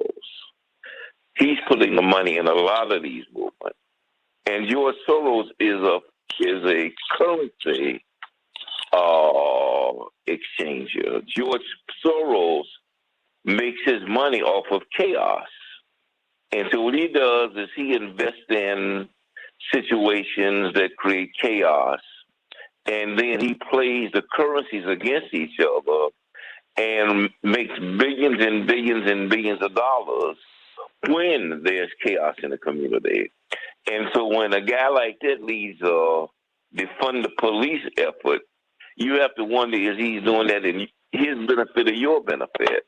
I think we have to go back to more conventional leadership that's rooted in our values and our culture and the church, which is where we were able to overcome the obstacles that have confronted us over the years. I don't think that all leadership is the same, and everybody who is involved is invested. John Nichols, we're a year in to a year beyond the killing, the murder of George Floyd, and we have this magnificent panel. David Maciosha, who's the author of the book I Am Somebody, his latest book, I Am Somebody, Why Jesse Jackson Matters. Indeed, he and Reverend Jackson just appeared before the Smithsonian last night. And we've got, of course, you just heard Dwight McKee, noted social scientist, attorney C.K. Hoffler, president of the National Bar Association. Her lawyers are actually handling these cases. It's the largest and oldest black bar association in the world. Mark Fancher, National Conference of Black Lawyers. Spike Moss, who's been an organizer on the ground. Reverend Jackson and Spike Moss go back more than 50 years. In fact, many of the programs that gave us a Prince or a Jimmy Jam and Terry Lewis, he shaped these youth programs to pull these kids off the streets and give them a chance. So he has a lot vested in this community. And so you are joining this panel. Where are we? I mean, we have George Floyd's parents, not parents, his family going to the White House today. And we have gridlock. You know, there's some sticking points on the George Floyd Justice and Policing Act. And you see the Wall Street Journal that says that, you know, it's really killing season in Minneapolis.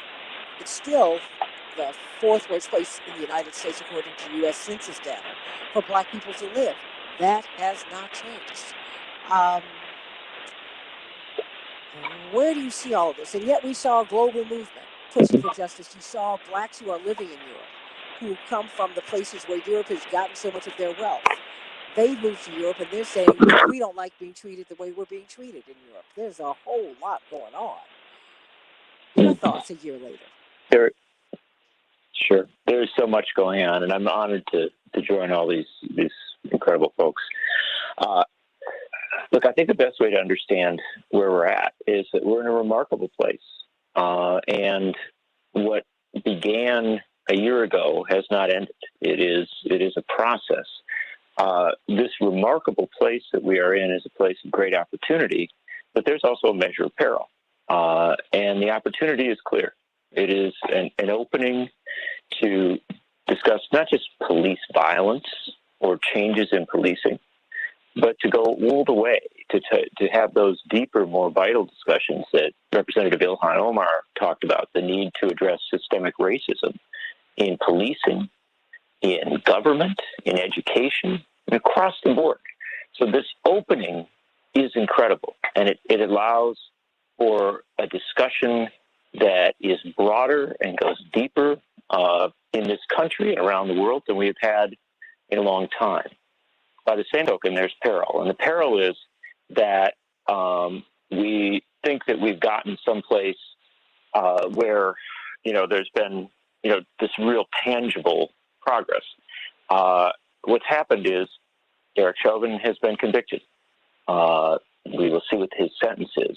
Other people will be tried. And so in the area of police violence, there are things happening, but we have yet to see exactly where that will take us. There have been some good signs, but still a long way to go. But these cases of individual officers do not translate into a change in policing necessarily. They certainly send signals that are vital. They may cause police officers and police leaders, commanders, to take different approaches, but there is still the need for structural change. And that need for structural change now is where there has to be energy. And that energy must take place at the local, state, national, and international levels. We make all of these connections. The stalling of the George Floyd Justice and Policing Act in the Senate is something that must be addressed. That goes to structural challenges with the filibuster and frankly, challenges within the Democratic Party, which still has people who resist, the changes that are necessary, especially as regards things such as qualified immunity.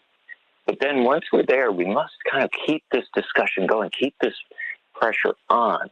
And the thing that I'll circle around to is a discussion I had the other day with Keith Ellison, who was the Attorney General of Minnesota and who took over the prosecution of Chauvin and the others almost a year ago, and who's now taken on some other key cases up there in Minnesota.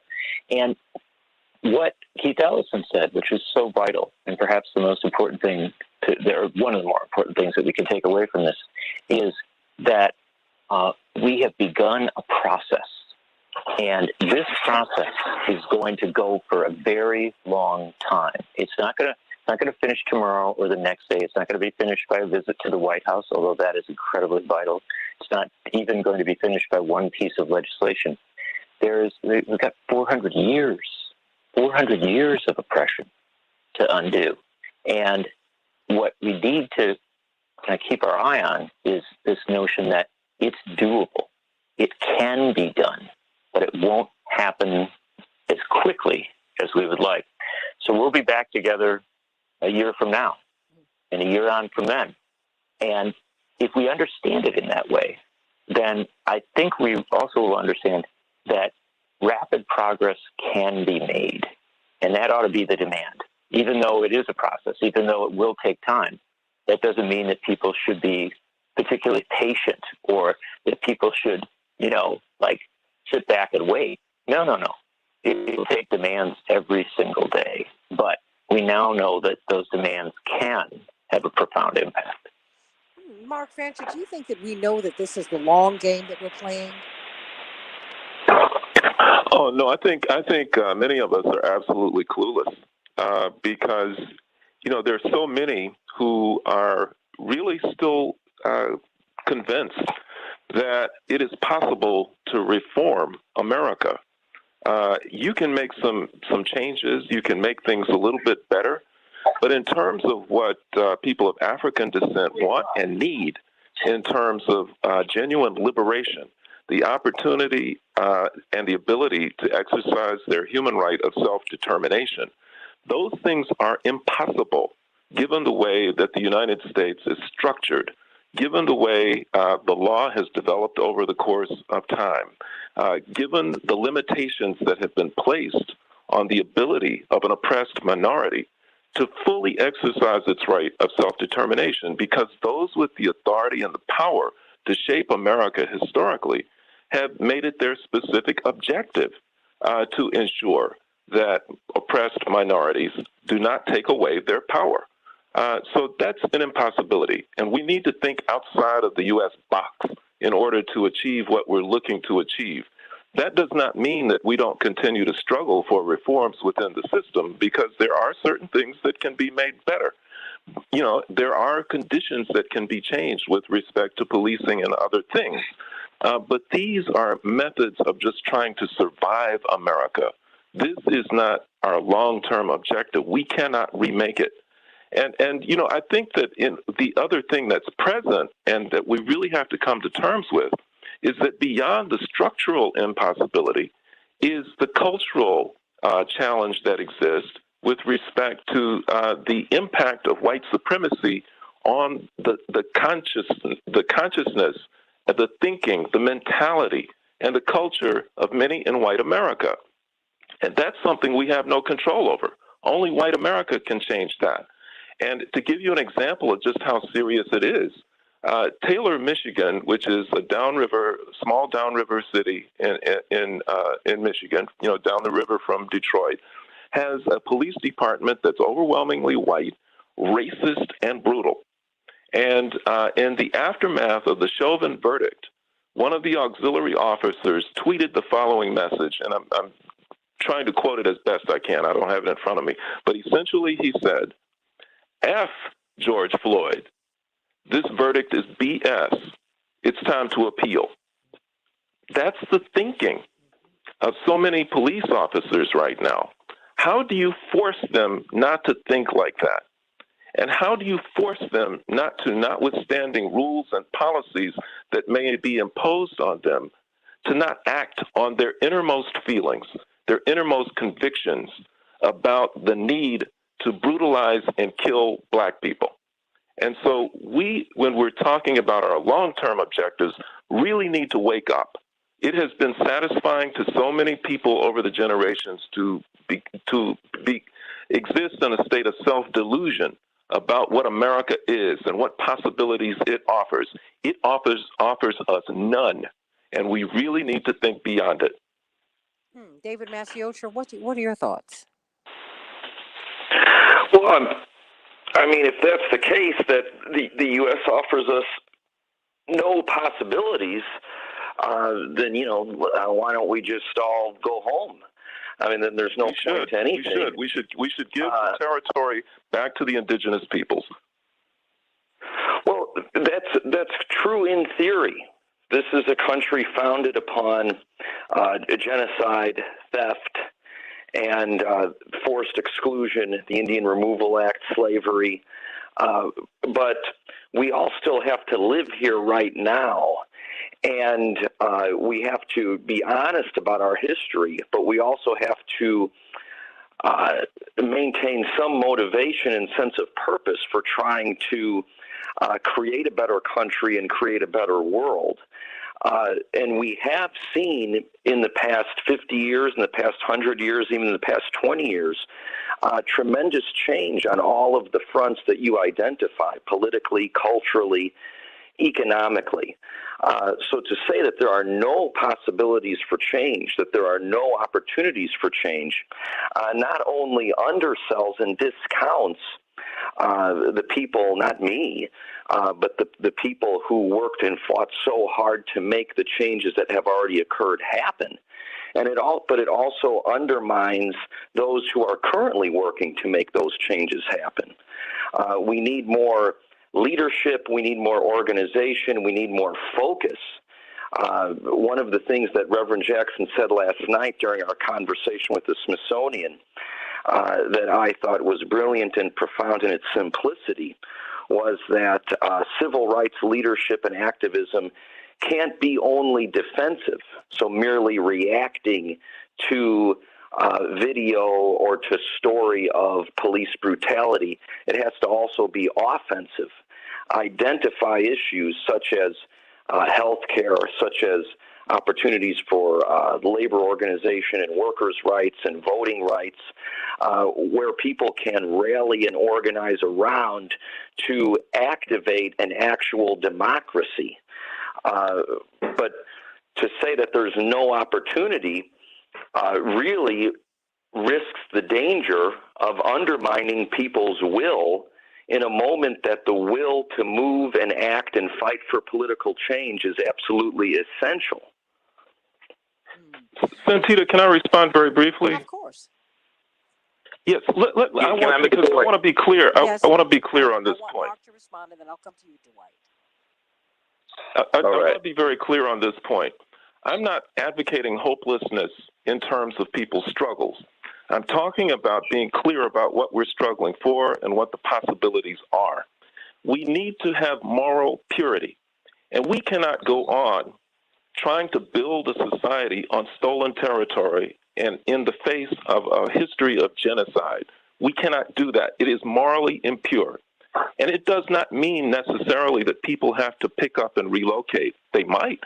But if we give the territory back to the indigenous peoples, it is as a gesture in a gesture of brother and sisterhood. It is in a gesture of love and respect.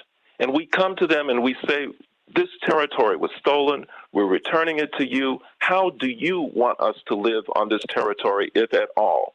If you're willing for us to stay, if you're willing to allow us to remain on your territory, under what conditions and on what terms are you willing to have us stay here? Let us together build a society that is consistent with what the indigenous people want for their territory, one that respects the rights of all people, one that is based on justice, that is where we have to approach it from a position of moral purity as opposed to relying on structures and a history which has been built in genocide, blood, and territorial theft. And we need to engage the world community in this project because the world also is part of our community. And I think if I could add to that, I think what Mark is also saying is that this inferiority is built into the DNA of the culture.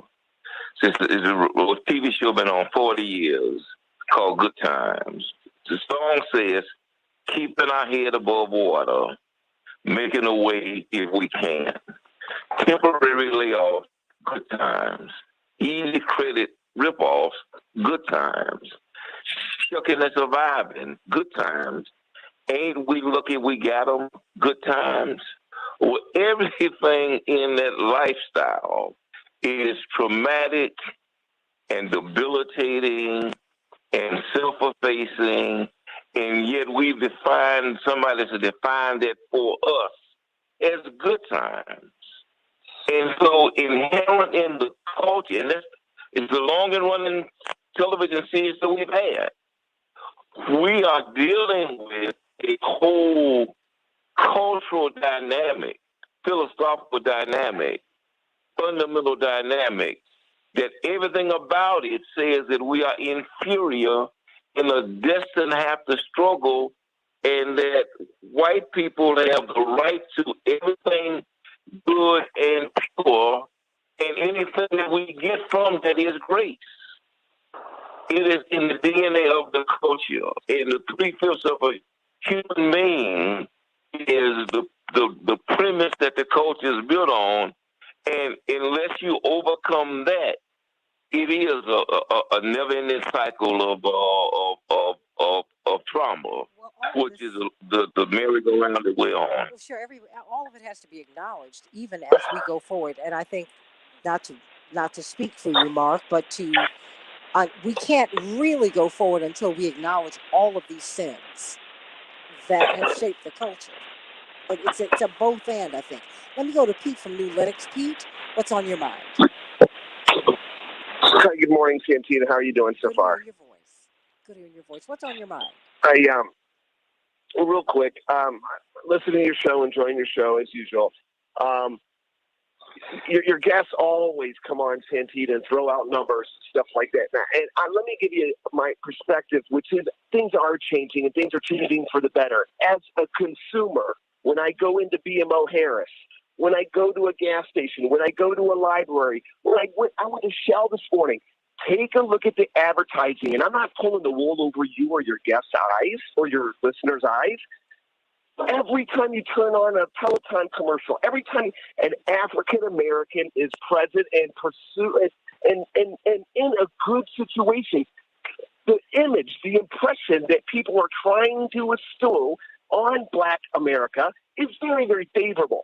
None of your guests are talking about this kind of stuff. Yet I watch the same TV at night, and I turn on the news, and your guests are saying we're only 13% of the population, 28% of this and all that. Well, you're 99% of all the crime that happened last night because we just went through a real bad weekend of crime. And ask your guests, what was the color of the people that were shot? And what were the color of the people who were doing the shotting? And what were the people of color that had to go and help your community? Well, Pete, in other words, stop complaining. Take a look at the signs. Pete, let me ask you this. Are you saying that white people never commit any crime in the United States? I knew that would be your answer. I'm telling you, 99% of the crime that was committed. Pete, calm down. You know the rules of engagement here. I need you to be calm, and I also need you to be factual, which you're not being on either point. The fact is, most murders in the United States are interracial. About 90% of murders in the United States that Black people commit are against Black people. More than 80%, north of 85% of the murders that white people commit they commit against white people. The fact is, people kill, people lie, people steal, people do all of that. What's projected on television, it's something called programming. And we're programmed to believe that Black people are less patriotic than we are, that we're more violent than we are, we're less smart than we are. And so, and they're programming you because you think that most crime in the United States is committed by black people. And that is, in fact, untrue. Stay right there. I want someone to respond to you before we go. And Pete, maybe you can stay with us just a little bit afterwards, because I have about 5 minutes or so just after. I'm hearing something in the background, everybody, so if you could. Let me, John Nichols, why don't you get a crack at Pete before we go? I got 2 minutes. Well, I won't take all 2 minutes because I'm sure other wise people have things to say, but I will tell you that I grew up in a very small, very rural town in Wisconsin, and we had crime. And it was, I think, about a 99% white town. And so one of the great lies that has been peddled for a long time by politicians very often and by a lot of our media is the notion that crime is somehow perpetuated by or driven by a particular racial group. The fact of the matter is that in this overwhelmingly white country, although rapidly changing country, we have had crime from the beginning and we continue to have crime. And it is a challenge that is made much more difficult by the racist and xenophobic language of too many of our politicians and too much of our media. The fact of the matter is that what we really have a challenge with in this country is insufficient justice. And if we get to justice, if we get to a level of justice which has been denied for 400 years, for more than that, then we will be able to resolve so many of the challenges that your caller brings up. But it isn't going to happen by suggesting that black people or that any other group are solely responsible for crime. That's just not the case. Well, and that white people are my rescuer. I mean, that's not true. It's just not true. It's not the case either. It's not the case. You know, the fact is, the Civil War was what it was, but black people freed ourselves. We've always done that. And you saw George Floyd trying to free himself. And what you also saw was the American story. You saw knees on the neck. The American story is Tulsa. The first aerial assault in the history of our country was not Pearl Harbor. No. The first aerial assault was on black people by white Americans. That happened in 1921, 100 years ago this weekend. Know your history. Know where we've been so you can know where we are and where we need to go. Think about that, everybody. And rest in power, George. Well, I gotta go. Rest in power, George Floyd. You can see we're going to be on Facebook Live for a hot second on the Santita Jackson Show on the Santita Jackson page. Rest in power, George Floyd. Rest in power, Brianna. Rest in power, Ahmad. Rest in power, Emmett. Rest in power, rest in power. We're going to get there. The promised land is upon us. Let's keep on pressing forward. God bless you. I will keep us alive. Okay. Dwight, you were saying something? Like, do you want me to put? Excuse me, Dylan. Do you want me? So you have Anita and Pete. Do you want me to put them on, or how do you want me to do that? Just hold on 1 second, okay? Okay. Thank you, Pete. Sorry, Dwight. Okay, I can't hear them, Dylan. Dylan, I can't hear anyone.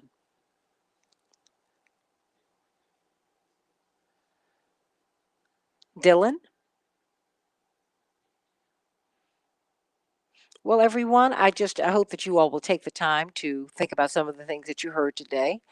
And tremendous panel that we've had, tremendous information. And there's so much work that is still left undone. One person is not going to do all the work.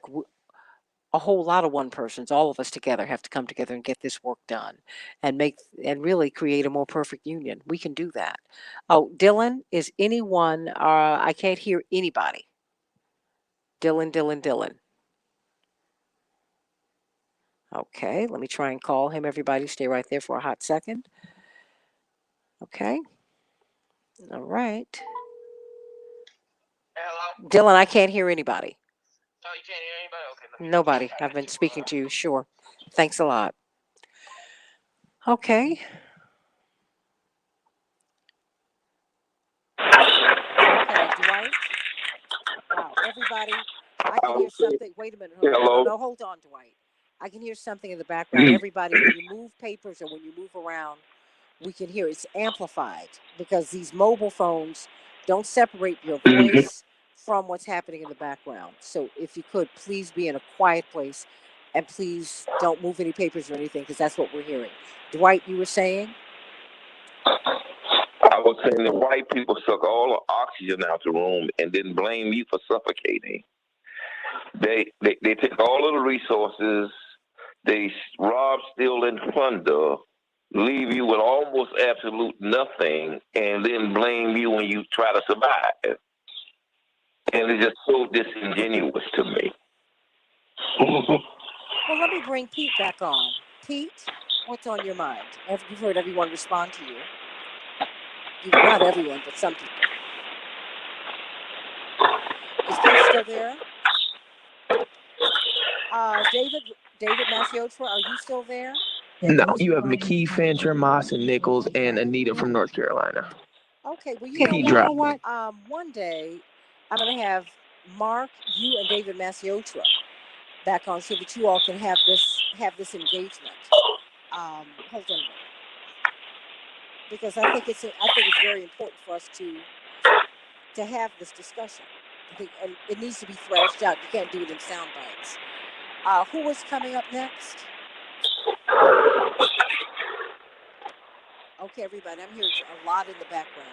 I can. I'm going to bring this. Spike Moss? Yes, ma'am. Your thoughts before we go.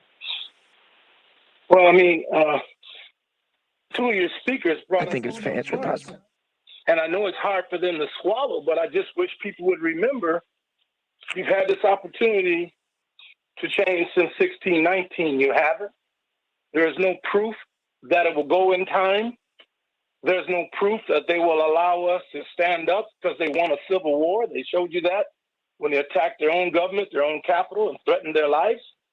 And so when you hear the two brothers tell the truth about where America's really at, it might be hard to swallow, but that's really where America's really at. I was about 3 or 4 shows back on your show where I said we might have to get to sovereignty. We might have to get to sovereign ground until we leave here. We might have to advocate and move ourselves under America, out from under the corporation, United States of America.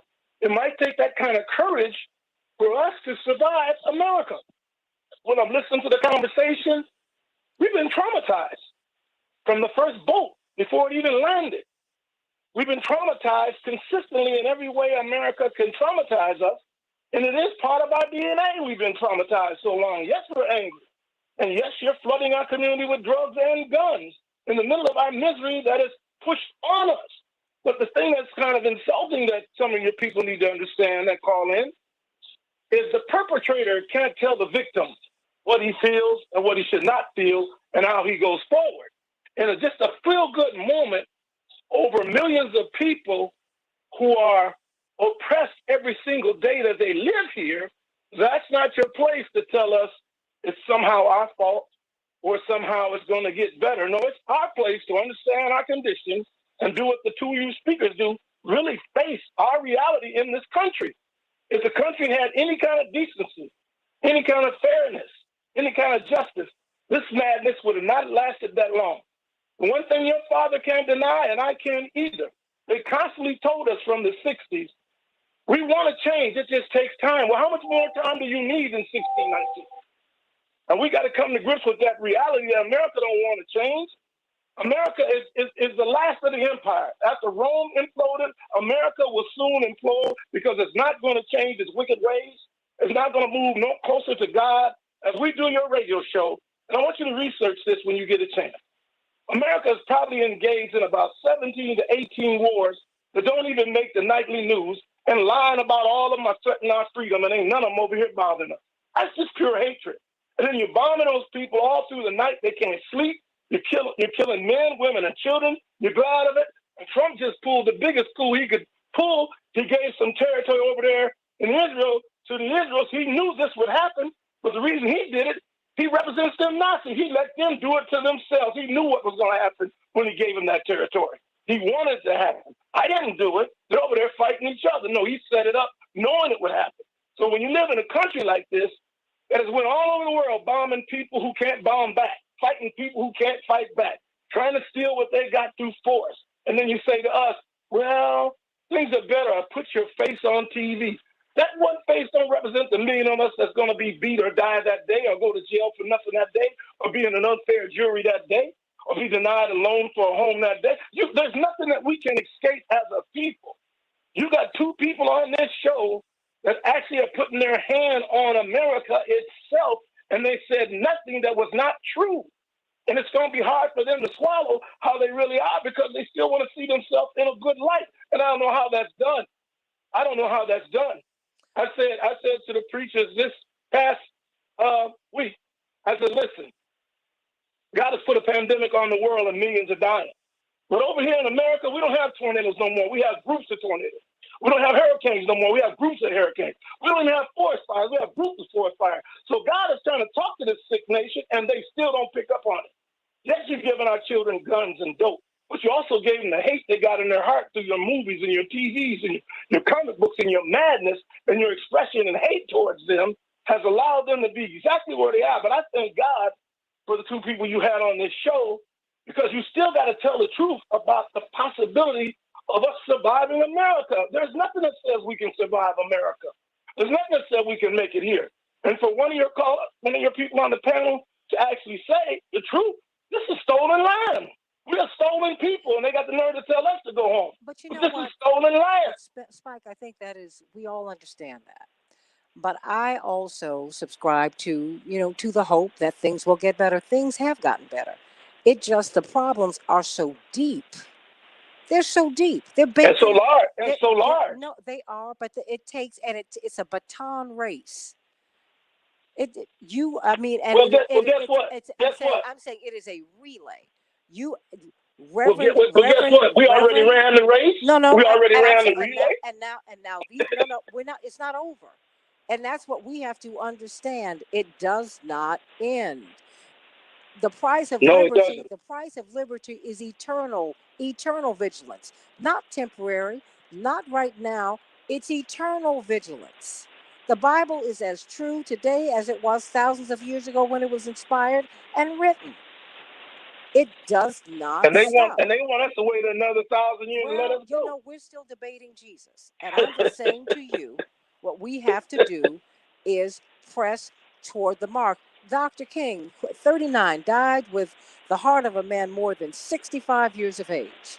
He said in that last speech, I see the promised land. You're going to get there. Now, I might not get there with you. I've run my race. I'm about to hand this baton off. Whoever takes it, I'm not giving it to anyone. Whoever takes it, please continue to press toward the mark. And that is what we've been doing. People talk about back in the 60s. People kept on going past the 60s. People need to stop romanticizing that period. Most black folks and white folks and brown people and indigenous people and on and on were not progressive, and they were not in that fight. That was a tiny minority of the United States of America's citizens and citizens all over the world.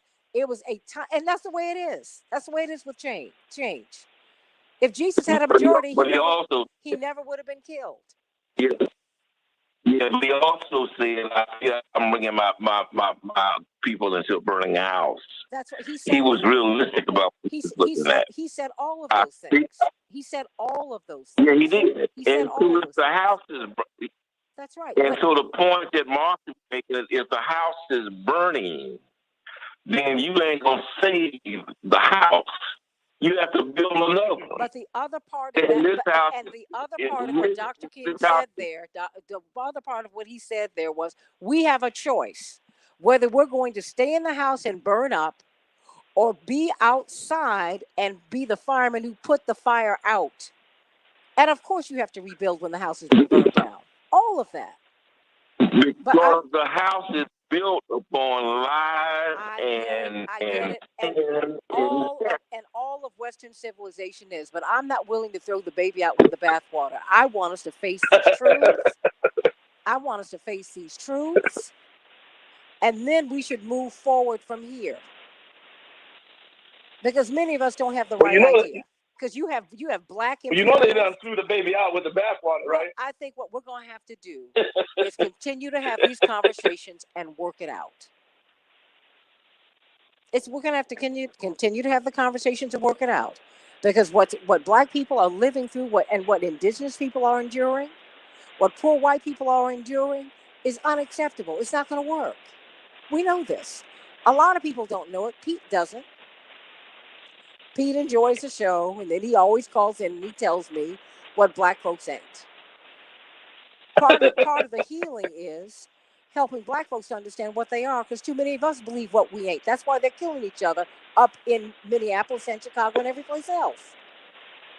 So we have a lot of work to do. We all have a lot of work to do. And I'm going to cling to that. However large my band of hope is, I'm going to cling to it.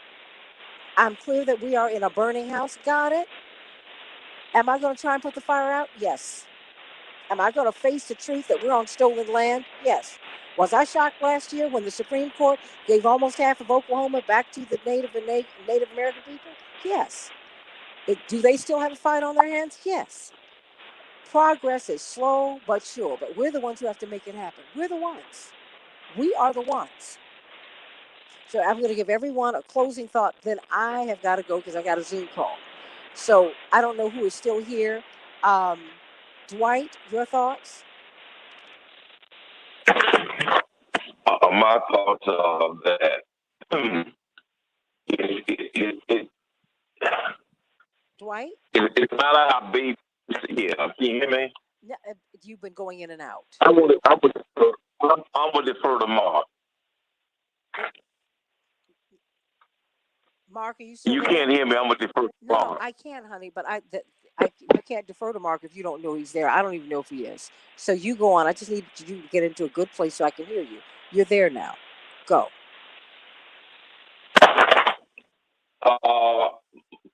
I'm not sure that there is an answer to this American dilemma because I don't see the goodwill in the white people who control this country. And what I've seen in my life is that whenever we bring the water, is they bring more fire. Whenever we try to put out the fire, they bring more water. Is that their whole life is based on racial superiority. And this is their last and best hope for that. And they're going to fight for that and hold on to that by any means necessary. And we're only 10% of the population in this. And we're battling against 80% of white people who are committed to the notion of being in charge and staying superior. How do you deal with that? Only God knows. Spike? Well, he's right again. I mean, you got some powerful speakers. Like I said, I know it's hard to take, but the truth is the truth. And I keep bringing up the words. 1619, it ain't been in you to change. 2021, ain't been in you to change. And you want hope, everybody does. You want it to change, everybody does. But the possibility and the reality of what we witnessed, I'm telling you, it speaks to what your two guests have said. That's our real reality. And you're not going to give up white privilege to let us go when you benefit from white privilege. You're not going to give up racism because it oppresses us and keeps us in check. It keeps us in poverty and in misery. So I just don't see it. I think because we're godly people, we want to believe it can change. We want to see it change. But most of us will die and it has not changed. Doesn't mean you don't struggle. I just think your people keep just telling you the truth about the reality of the hells of America. We're in the hells of America. There's a beast walking across this land that is not going to stop being a beast in its own madness, in its own self-destruction. It's not going to change in no way soon. We can all drop to our knees. It won't help them change. Anybody else on the line? I think that's it. Well, everybody, I hope that you will meditate on George Floyd and his life today. He left so much with us. See, there's so much that his life, there was a wonderful headline, A Complicated Life and a Consequential Death. And this is an Associated Press report. And they said, he said in this video, I just want to speak to you all real quick. And he was addressing the young men in his neighborhood. I've got my shortcomings and my flaws, and I ain't better than nobody else. But, man, the shootings that's going on, I don't care what hood you're from, where you're at, man, I love you and God loves you. Put them guns down. You're going to have to make a decision. Dr. King said, where do we go from here, chaos or community? We do have choice. We do have a choice. I do hope and pray that we will choose community. But the only way we can have community is if we come together and face truths together. We have to face our origins together. We have to face what's been done to everybody. As they said in The Color Purple, until you do right by me, everything you do will crumble. And we're going to have to do right by people, but we have to first admit how we've wronged people. And there's a long, long line. And if we can do that, I really do believe we can move toward a more perfect union. I really do believe that this country and this society and this world can be saved. Everyone's talking about UFOs today. And many of those who have some understanding of these so-called aliens, these universal beings, I'll call them that, they all say that they're more advanced than we are, technologically, but spiritually. That's something to think about, everybody. There is a illness in which people are not able to be angry. And I saw it on 60 Minutes some years ago, that these children can't feel hatred, and they're the ones who are ill. You got to think about that. Got to think about a society that would coin a term called drapetomania. A slave who wants to run away from slavery is a drapetomaniac. It's a mental illness. There's some things we need to think about. We have to think about the fact that we have yet to honor a treaty that we drew up with the indigenous people. Got to think about that. Got to think about Dr. King talking about this being a house on fire, but he also did say, now we have to make a decision about whether we are going to get in the house and burn up, or if we're going to be the fire persons who put the fire out. It's our choice, everybody. It's our choice. I hope that we will put the fire out, and I hope that we will build a more perfect union. I think we have that opportunity. Dr. King saw the promised land. He said we will get there. But we're the ones who have to fulfill the real promise, and that's a just society and a peaceful world. Let's make that decision, everybody. I love you. Rest in power, George Floyd. Thank you for coming this way. I'm sorry that you were sacrificed, and I hope that we will learn from your being sacrificed. Your life was taken from you, but it seems to me that you came here understanding that you would give it. You had a willingness to give it. Every indication that we get, Spike Moss, about this man is that he loved people, that he loved God, and that even as he had his complex life and his challenges, he was working to make his neighborhood and the world a better place. We should all do the same, everybody. I love you. God bless you. See you tomorrow on the Santita Jackson Show. Thank you so much. Thank you, Spike Moss. Thank you, Dwight McKee. Thank you, Dylan. Thank you, the whole panel. God bless.